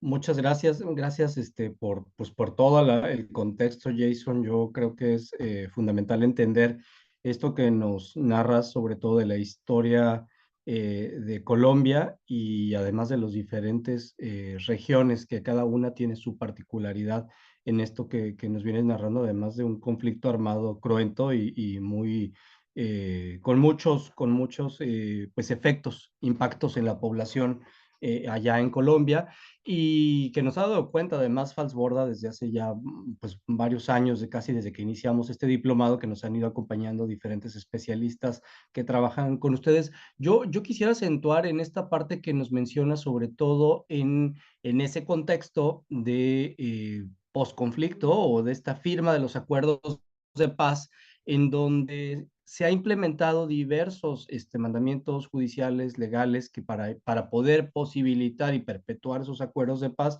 pero que ahora en perspectiva con lo que nos vienes narrando y que hemos visto en noticias del Catatumbo, del ELN, de toda esta situación, nos puedas ayudar a entender cómo se dan estos diversos grupos armados, la posibilidad de que algunos entren a este proceso de paz, otros no hayan entrado, y cómo pudiera funcionar el análisis de contexto ya en específico en el trabajo sociojurídico, como bien lo dices. Una parte es el trabajo político, el trabajo incluso frente a estos falsos positivos que también en algún momento tuvimos la participación en otro diplomado de las compañeras de Mafapo, por ejemplo, que están además haciendo una lucha de recuperación de la memoria muy, muy potente y hacer presente también la responsabilidad del Estado, ¿no? Del Estado colombiano en su momento, del ejército y de las Fuerzas Armadas para crear esta idea también de los falsos positivos, no solo la idea, sino la construcción incluso jurídica de crear culpables. Y bueno, la parte en cómo puede funcionar ya en el trabajo específico a la hora de llevar una investigación, como si está contemplado en las leyes colombianas. Además, como parte del trabajo que hagan las instituciones y el propio Estado, llevar unidades, porque en el caso mexicano sí está contemplado de tener unidades de análisis de contexto en el caso de las fiscalías, que no en todo se ha implementado, que mucho se queda siempre como en una idea aproximativa, pero sí se contempla esto allá en Colombia. Esa sería alguna de las cosas que me gustaría recuperar. Y Si quieres, ahorita vamos viendo a ver si hay algunos otros comentarios del grupo para que podamos recuperar tu participación. No sé si alguien más aquí de los compañeras, compañeros, veía un par de comentarios. Esta situación también que contemplaba Mariana sobre los asesinatos de los firmantes del acuerdo de paz, que pues eso siempre además da mucho pues mucha luz sobre cómo también genera certezas o incertidumbre en las personas, en los territorios. Y no sé si alguien más quiere hacer algún comentario, alguna participación, compañeros. Yo, Adelante, Sabrina. Sabrina, por favor. A ver. Muchas gracias a todos los ponentes. La verdad es muy interesante. Yo tengo quizás dos preguntas. Una para Josef, que también pues va un poco en el sentido de lo que dice Edgar. Quisiera entender un poco más cómo trabajan para hacer su análisis de contexto, porque efectivamente la semana pasada hemos hablado con personas dentro de procesos judicializados que, en las fiscalías que trabajan pues para hacer análisis de contexto, y ahora veo que ustedes tienen pues totalmente otra trayectoria, y quisiera conocer un poco más su colectivo. Como pues yo estuve en Bogotá el año pasado y fui a la Universidad de la Tierra. Vi que pues su colectivo es muy activo en Bogotá, en todo el país, supongo. Si nos pudieran hablar un poco de quiénes son ustedes, pues, y cómo trabajan concretamente el análisis de contexto. ¿Van con las familias? ¿Hacen entrevistas? ¿Quiénes son? ¿Son sociólogos, antropólogos, defensores de derechos humanos? Si pueden hablar un poco más de su colectivo, porfa. Y la otra pregunta es para Larisa y Dora. Am, me conozco un poco lo que hacen en Michoacán, y efectivamente siempre que hablo con compañeros de allá me choca mucho pues eso, que no tengan la ley, ¿no? Que no hubo procesos de homologación. Y quisiera si nos pudiera explicar un poco más por qué, porque si ustedes participaron en las primeras mesas, ¿cómo es posible que todavía no haya este proceso de homologación, ¿no? Y pues me parece tremendo después de tantos años que todavía no esté homologada la ley, perdón. Gracias. Gracias, Sabrina. No sé, ¿alguien más de las compañeras, compañeros? ¿Alguien que quiera agregar, comentar algo? ¿No? ¿No se animan ahorita? Bueno, vamos entrando, si quieres, Jason, a estas dos participaciones, y luego regresamos también con Larissa y con Dora, que abrieron esta sesión, que siendo compañeras, además que están en el estado de Michoacán. Te platico un poco más también del grupo que hemos estado participando con diferentes familiares del país, que ese es otro de las cosas que me parece importantísimo. Cuando tú mencionabas al inicio, yo también he tenido la posibilidad, el gusto, además, el honor de compartir con diversas organizaciones allá en Colombia, y es que es un territorio vastísimo, es enorme. O sea, creo que México y Colombia compartimos esa dificultad de la extensión geográfica, y que sustenta un poco de la gran complejidad, incluso del propio Estado, para atender una diversidad de conflictos, ¿no? Que están dentro del propio territorio, y que me parece también un gran reto para Falsborda, por ejemplo, aún en lo específico, en su marco o en su delimitación, porque sigue siendo vasto, ¿no? Entonces, si nos puedes platicar un poquito más. Gracias. Sí, sí, bueno, frente a lo primero que nos plantea Edgar, sí, digamos que el ejercicio en contexto en Colombia sí ha tenido un desarrollo, hay que decirlo. Quien realmente inicia todo este ejercicio de análisis del contexto frente al conflicto armado en Colombia fueron las organizaciones de derechos humanos, ¿sí? O sea, las organizaciones de derechos humanos, sobre todo las más antiguas en Colombia. Aquí hay organizaciones de derechos humanos que tienen ya 45 años de existencia. Sí, entre esas está el colectivo de abogados José Arbel Restrepo, el Comité de Solidaridad con Presos Políticos, el Comité Permanente por la Defensa de los Derechos Humanos. Son como las tres organizaciones de defensa de los derechos humanos más antiguas del país, ¿no? Y muchas de estas surgen en el marco de una reacción de violencia estatal también, que es en el marco del Estatuto antiterrorista que en el gobierno de un presidente acá, Julio César Turbay, en la década de los 70, impuso un estatuto terrorista que utilizaba la desaparición forzada como un elemento dentro de ese estatuto.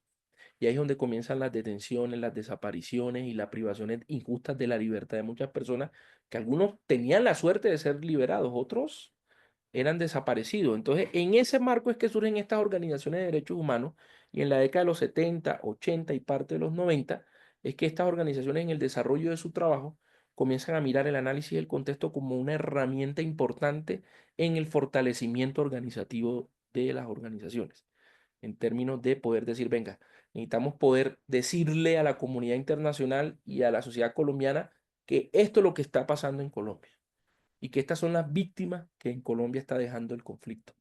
Y ese análisis de contexto es que estas organizaciones comienzan a trabajar la estructuración de los análisis de contexto así como la conocemos.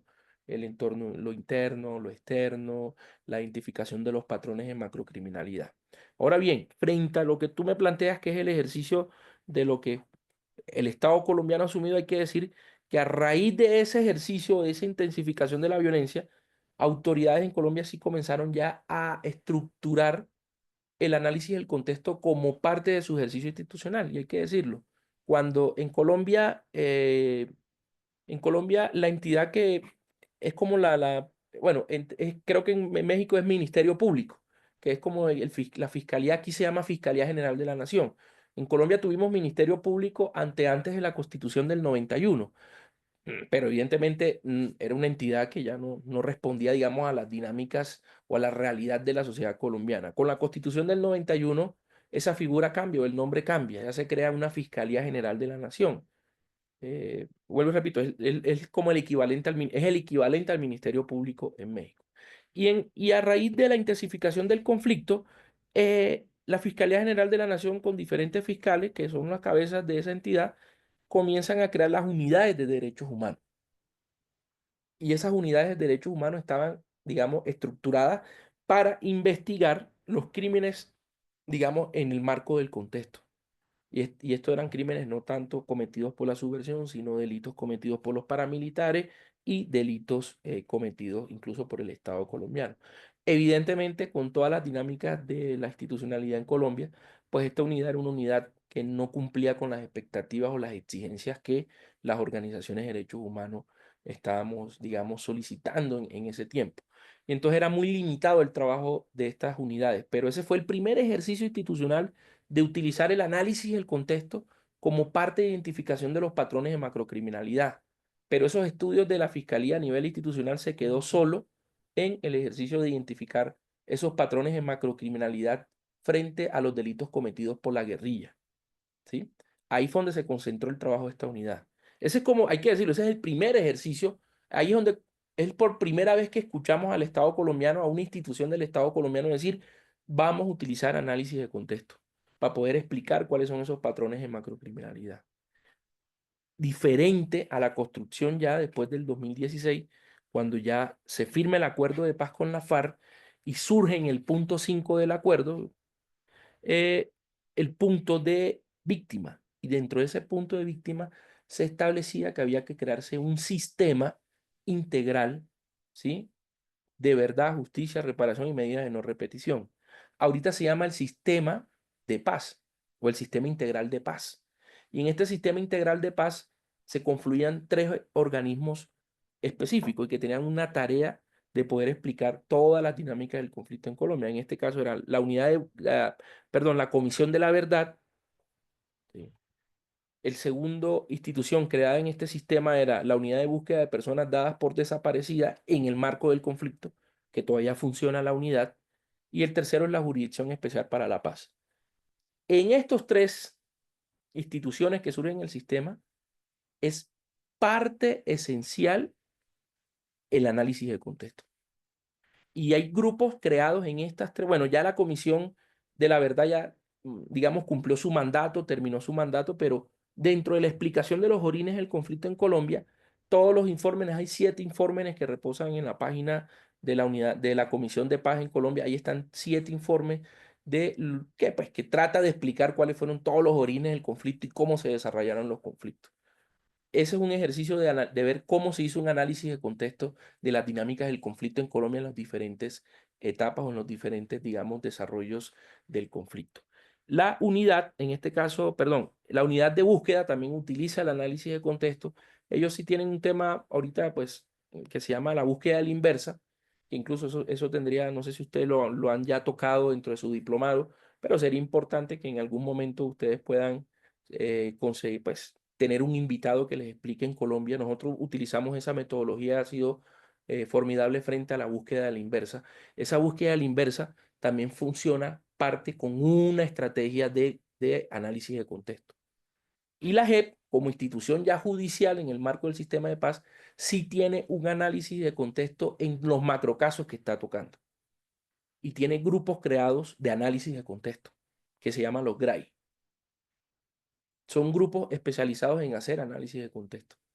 Entonces, dentro de las dinámicas del conflicto aquí en Colombia, dentro de las dinámicas de la vulneración de derechos humanos, el análisis de contexto es lo que le ha permitido a las organizaciones poder visibilizar todos esos patrones de criminalidad en Colombia.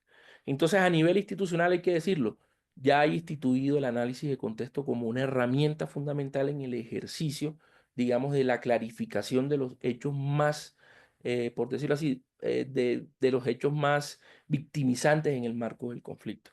Poder identificar patrones de criminalidad, poder identificar responsables, porque no es fácil dentro de las dinámicas del conflicto, sobre todo en un país como Colombia, poder identificar quiénes son los máximos responsables, quiénes son los que nosotros hicimos en nuestra Cámara, quiénes son los que dieron la orden, porque única y exclusivamente instituciones se quedan solamente en el marco de buscar la responsabilidad material de quien cometió el delito, pero nunca va más allá. En cambio, el análisis del contexto sí nos permite llegar más allá de incluso buscar quién fue y quién es el responsable. Y vuelvo y repito, como decimos nosotros, ¿quién dio la orden? Que en última es lo que le interesa a muchos familiares de víctimas de desaparición forzada. ¿Quién dio la orden y por qué?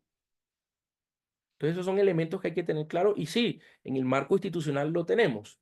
Y ahí como abordando, digamos, el segundo escenario, la segunda pregunta, nosotros, para poder desarrollar un buen análisis de contexto, en términos generales, lo que decía yo al principio, sí nos toca diseñar toda la organización en función de tener una estructura que nos permita construir, nosotros lo hicimos así internamente, un litigio estratégico. ¿Sí? O sea, un litigio estratégico que encierra diferentes áreas del conocimiento. ¿Sí? Entonces, no solo tenemos abogados, porque incluso en muchas organizaciones o en muchos ejercicios de defensa de los derechos humanos única y exclusivamente se queda en lo jurídico, y eso no es solo lo jurídico. Lo jurídico es un componente importante, sí, pero eso hace parte de una dinámica y lo que nosotros llamamos internamente, lo que fortalecimos fue un litigio estratégico, y es un litigio estratégico que hace parte también, que es lo que ayuda a hacer análisis, que es lo que ayuda el análisis de contexto a construir, y es que ese litigio estratégico no solamente tiene un componente jurídico, sino que también tiene un componente psicosocial, ¿sí? También tiene un componente comunicacional, ¿m? Un componente comunicacional y tiene diferentes componentes de las diferentes áreas del conocimiento que nos ayudan de manera transversal a poder conseguir ¿qué? Un excelente análisis de contexto. Porque no hacemos nada haciendo un análisis de contexto solo desde lo jurídico, sino tenemos un análisis de contexto desde lo psicosocial, desde lo psicológico, desde la materialización de los daños, de poder decir cuáles son los daños que se producen. Pero ese ejercicio que hace lo jurídico y lo psicosocial, no hacemos nada si no tiene un ejercicio de estrategia comunicacional. Entonces, eso es importante dentro de la estructuración de las organizaciones, para poder hacer un buen análisis de contexto, tener un excelente litigio estratégico, ¿m? Que no solamente se quede enfocado en un solo área, tiene que ser diferentes áreas del conocimiento que podamos meternos ahí. Y es ahí incluso hasta dentro de ese ejercicio, el politólogo ayuda a hacer el análisis del conflicto. Sí, decir, mire, yo soy politólogo y mi contribución al análisis que estamos haciendo frente a este delito es que si aquí existieron 100 desapariciones, entonces yo voy a hacer un análisis de cómo fue que se desarrolló el conflicto en la región. Y el politólogo hace su análisis de contexto desde lo político.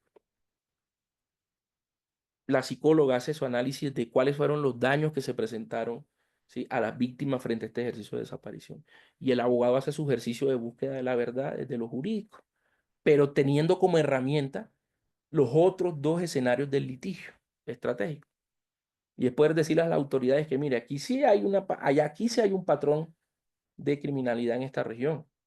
Porque es que aquí pues, la persona que nosotros estamos buscando no es solo el único, es que aquí hemos identificado que desde el año 90 y pico, 95, hasta la fecha han existido más de 300 desapariciones en la zona.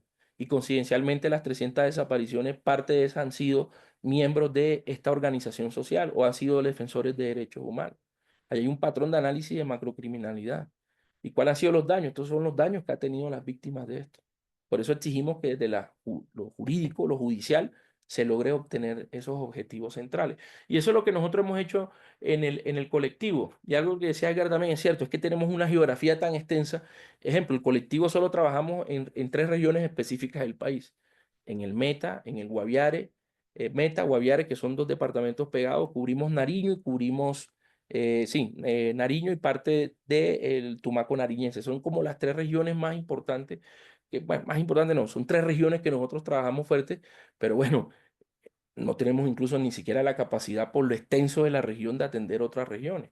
Pero en Colombia existen más regiones donde este tipo de conductas se han cometido. Nosotros con la capacidad que tenemos, solo tenemos posibilidades de cubrir 3, pero aquí hay otras organizaciones. Entonces, parte del trabajo en este ejercicio se hace porque muchas organizaciones también, algunas trabajan en Medellín. No sé si han logrado ver en noticias el tema de que la Jurisdicción Especial para la Paz, gracias también a ese análisis de contexto que se hizo previamente, ¿sí? De esa insistencia que tuvieron las mamás a través de las organizaciones. Hay una organización en Medellín que ayudó mucho en eso, que es la organización Libertad, ¿sí? Fueron las que acompañaron a la madre de las escombreras. Fíjese que gracias al análisis de contexto que han hecho esas organizaciones de defensores de derechos humanos que han acompañado a esas madres, que siempre dijeron, es que en la Operación Orión fue una operación del gobierno Álvaro Uribe Vélez recuperando una zona de Medellín que estaba controlada en ese tiempo por grupos alzados en armas ilegales, pero que lo que hicieron fue ingresar de manera violenta a recuperar la zona y desaparecieron muchos muchachos. Y esas madres que eran de muchachos que no tenían nada que ver con ninguno de estos grupos fueron desaparecidos. Y ellas desde esa época vienen luchando. Es que la escombrera es como un basurero que existe cerca de esa comunidad. Y las mamás siempre dijeron, mire, ahí están nuestros hijos están ahí, no estamos seguras que ahí fueron enterrados. Y pasaron todos los gobiernos desde Álvaro Uribe hasta la fecha ignorando ese pedimento de esas madres, ¿sí? Gracias a los análisis de contexto y las investigaciones que hizo esta organización de derechos humanos y la JEP en su grupo de análisis de contexto que comenzó como a averiguar, a escarbar, a buscar archivos, a mirar, ¿sí? ¿Sí?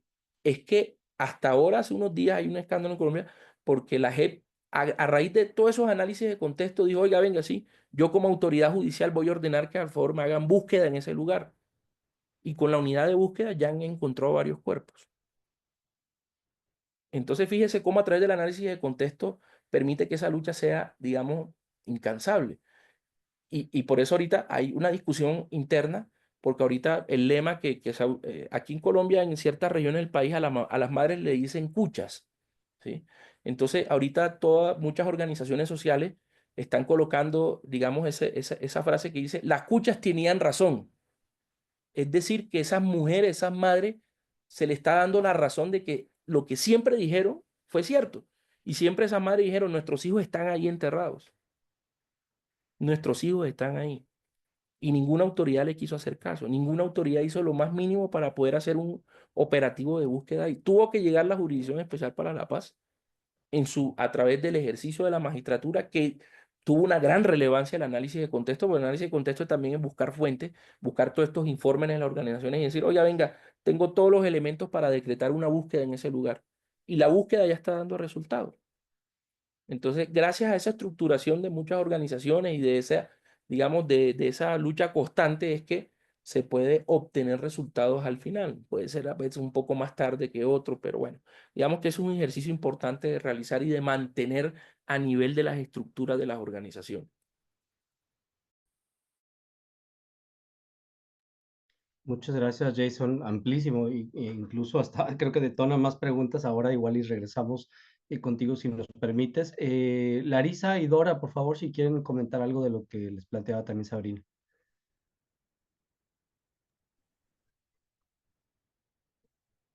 Sí, yo creo que qué importante es el análisis de contexto.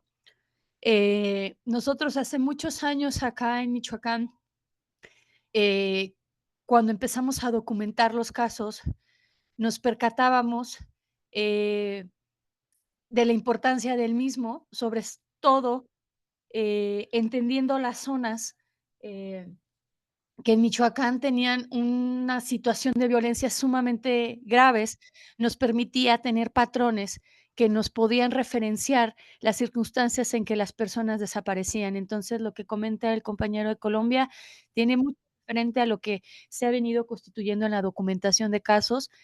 Y no sé si en específico tengo que darle seguimiento a esto o hablar respecto al por qué la pregunta que nos hizo la compañera, del por qué no tenemos la ley en Michoacán.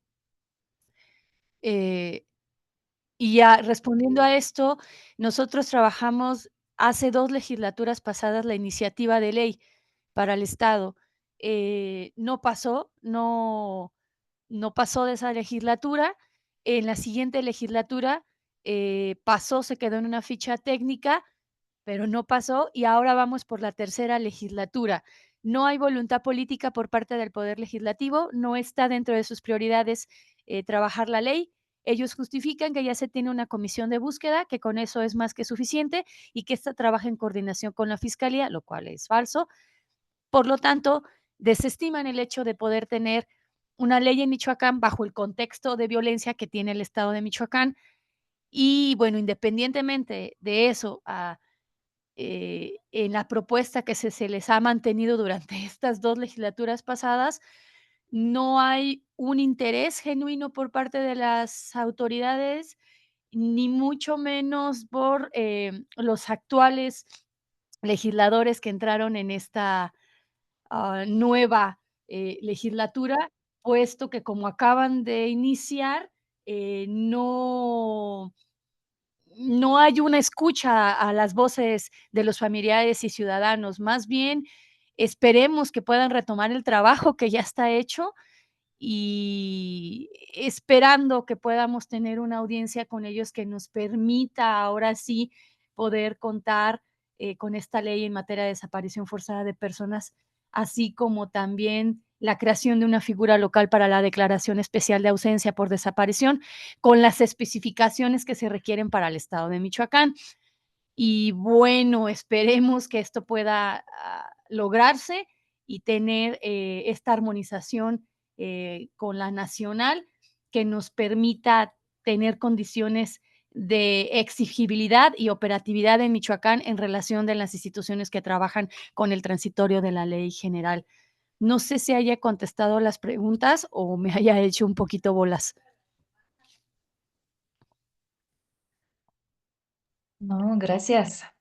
Pero sí, o sea, no deja de sorprenderme cómo en México hay tantas velocidades diferentes, ¿no? Y obstáculos políticos claros, ¿no? Pero pues ojalá y ahora con esta legislatura lo logren. Desde, Esperemos que sí.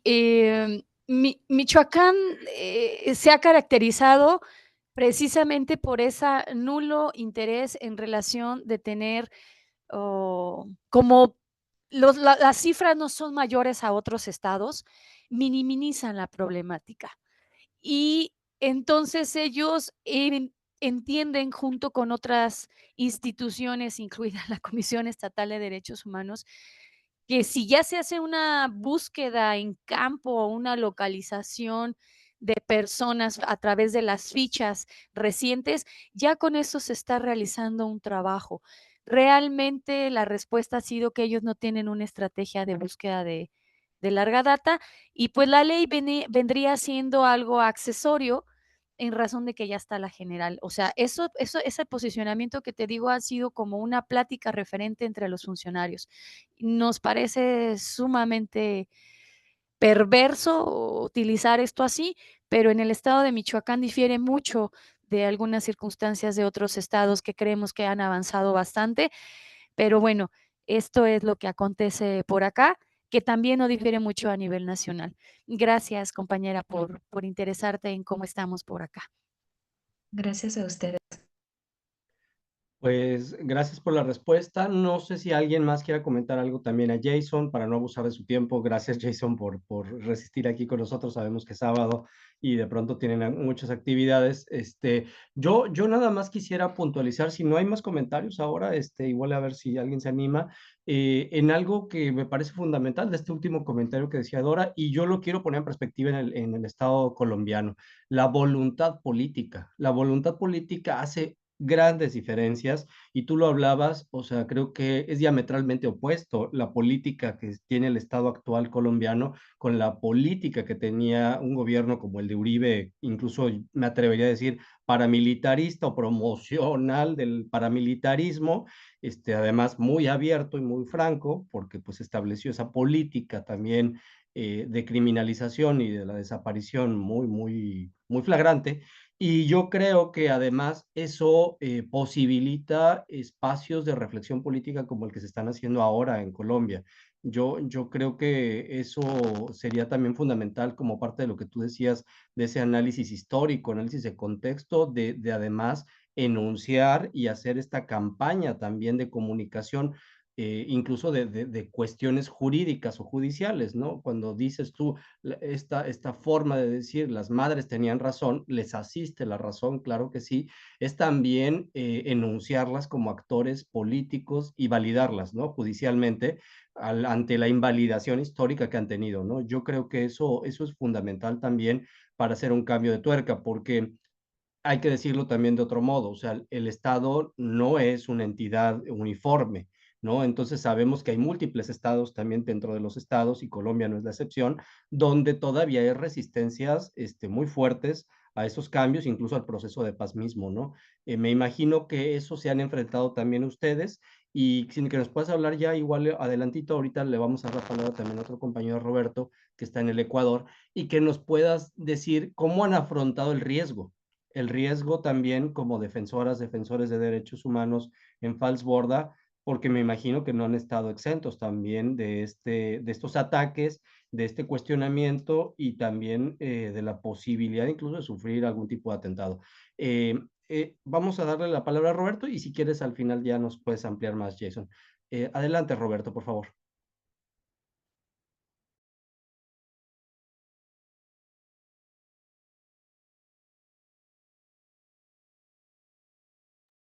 ¿Estás conectado, Roberto? ¿Tienes algún problema?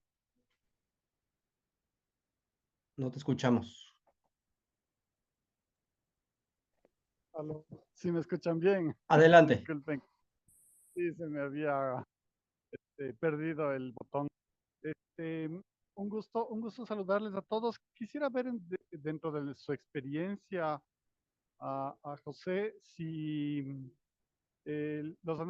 ¿qué es lo que hace un buen análisis de contexto? O sea, a nivel formal, a nivel de contenido, ¿qué elementos son los que hacen un buen análisis de contexto? O en su defecto, ¿qué experiencias ha tenido en torno a análisis de contexto que han fallado, que no han brindado sus frutos? No sé si algo así, ¿cómo realizar un buen análisis de contexto? ¿Qué esperar de ellos? Adelante, Jason. Bueno, para retomar aquí la última pregunta, compañeros de Roberto.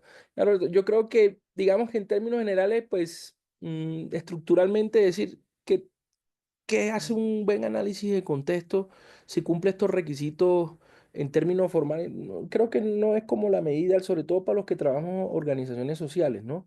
Yo creo que, pues, si de pronto, si hablamos de análisis de contexto solamente desde la formalidad, pues claro, eso debe tener una estructura, el análisis del contexto, el entorno, lo socioeconómico y demás. No, yo creo que nosotros que estamos trabajando en el tema de análisis de contexto, sobre todo de poder entender dinámicas de vulneración de derechos humanos, sí, el mejor análisis de contexto, y es lo que la experiencia ha dicho, es poder tomar esa historia o tomar ese evento de afectación de derechos humanos y poderle darle, digamos, una visibilidad de lo que realmente pasó y el por qué pasó.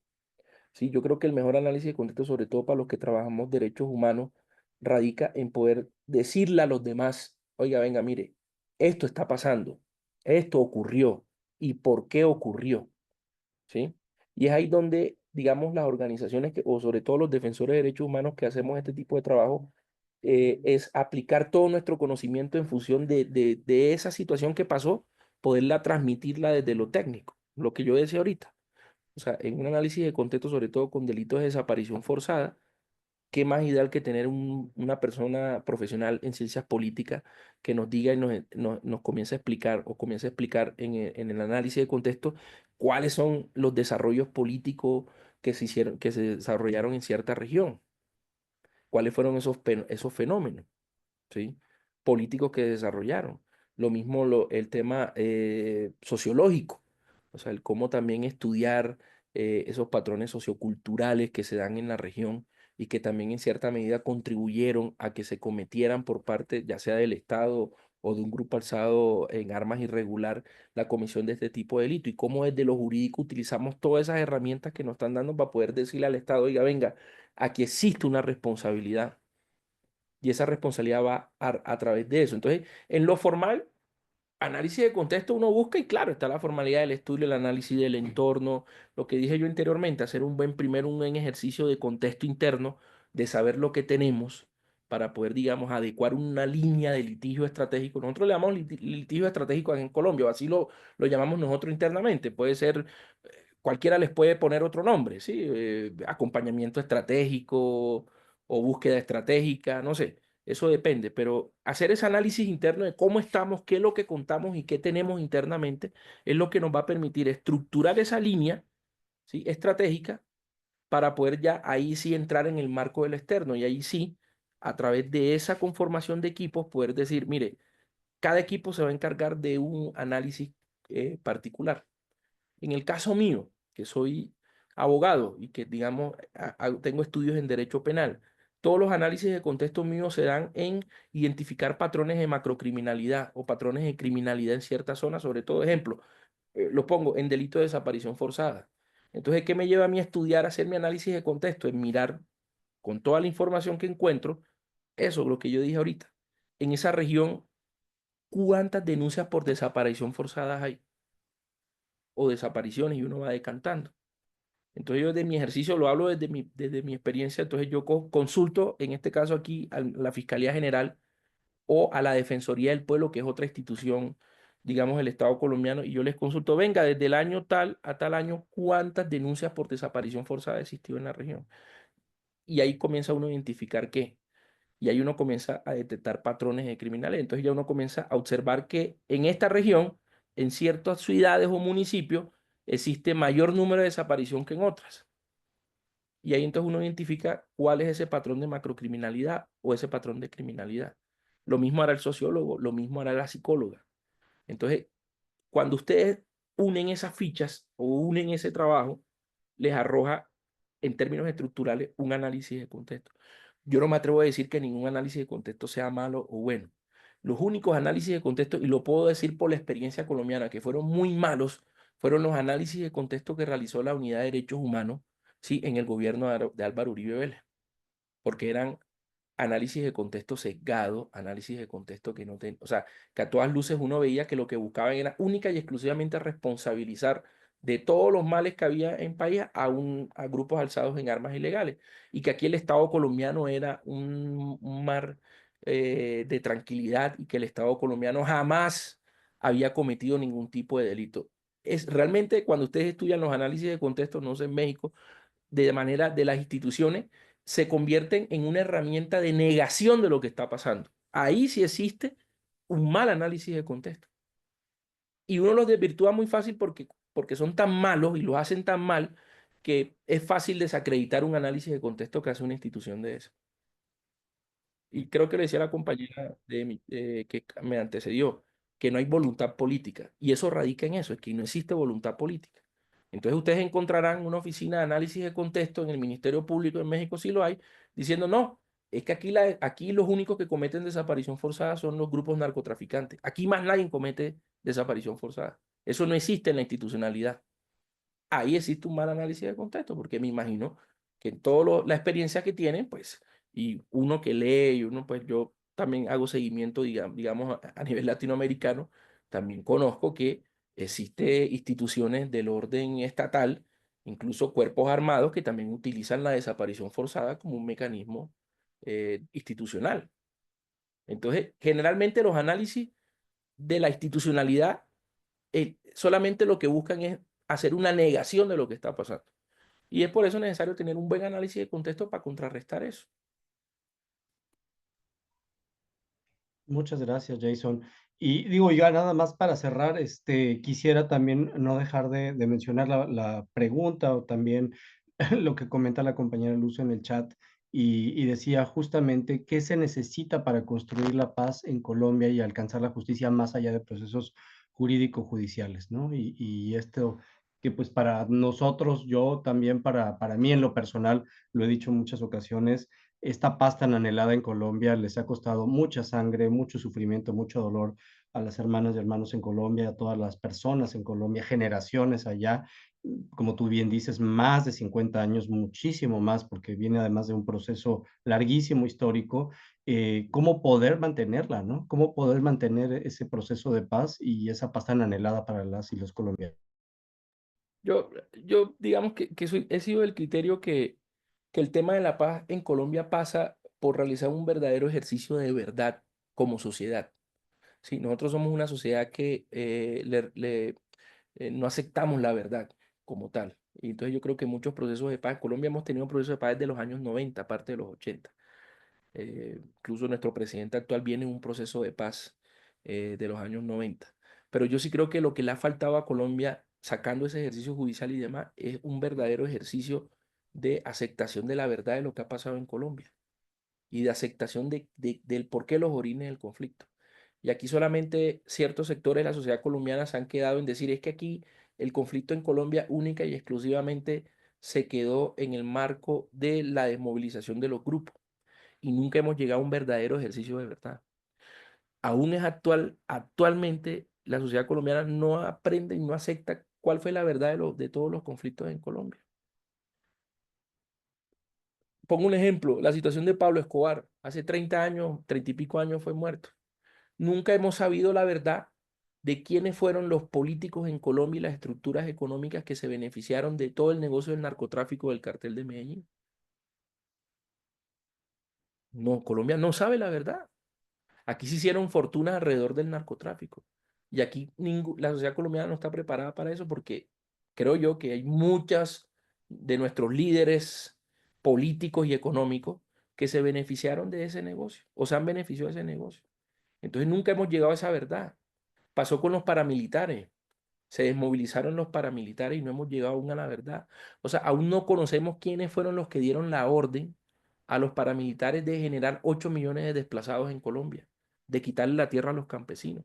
Entonces yo sí creo que en Colombia, hasta que no, como sociedad, no estemos preparadas a escuchar la verdad, y eso es que muchos de los grandes beneficiados de la guerra en Colombia tienen que hacer ese ejercicio de reconocer que esa fue la verdad. Entonces yo creo que gran parte de los fracasos en Colombia de no poder conseguir la paz es que todavía nosotros queremos como ocultar lo que realmente pasó y lo que realmente se beneficiaron de todo el conflicto en Colombia. Y yo sí, personalmente creo que hasta que no se haga, no hagamos como esa sociedad, esa catarsis como sociedad de decir, hombre, la verdad, hombre, sí, aquí se hicieron grandes fortunas gracias al narcotráfico. Aquí se beneficiaron grandes empresarios gracias a la estrategia paramilitar. Aquí se han beneficiado grandes políticos de esta nación, ¿sí? A través del conflicto. Entonces, mientras la parte de la sociedad, hablo de parte de la sociedad colombiana, no acepte ese reto de reconocer la verdad de todo lo que ha pasado en Colombia, vamos a seguir en este ciclo de violencia.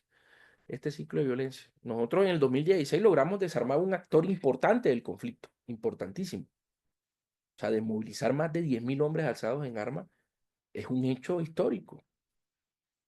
Pero finalmente nos encontramos con un gobierno que posterior a eso hizo trizas el acuerdo y lo que hizo es que surgieran más grupos armados ilegales. Al no cumplimiento de los acuerdos hizo que muchos se regresaran para el monte y así comienza ese ciclo y reactivamos esos ciclos de violencia que aún mantenemos.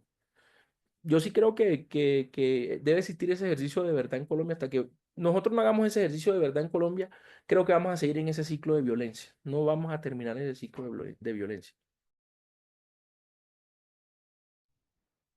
Pues muchas gracias, Jason. Gracias por tu participación, tu tiempo y pues por enriquecer además esta conversación, esta plática que tiene muchas aristas y por supuesto que creo que Colombia también tiene muchas vetas. Seguramente vamos a estar pronto también buscándoles, las compañeras también que trabajan el tema psicosocial ahí en Falsborda nos han aportado muchísimo y estaremos entonces pronto ahí volviendo a tocar base con ustedes. Muchas gracias, un fuerte abrazo a Colombia. A todos. Hasta luego. Gracias, buen día.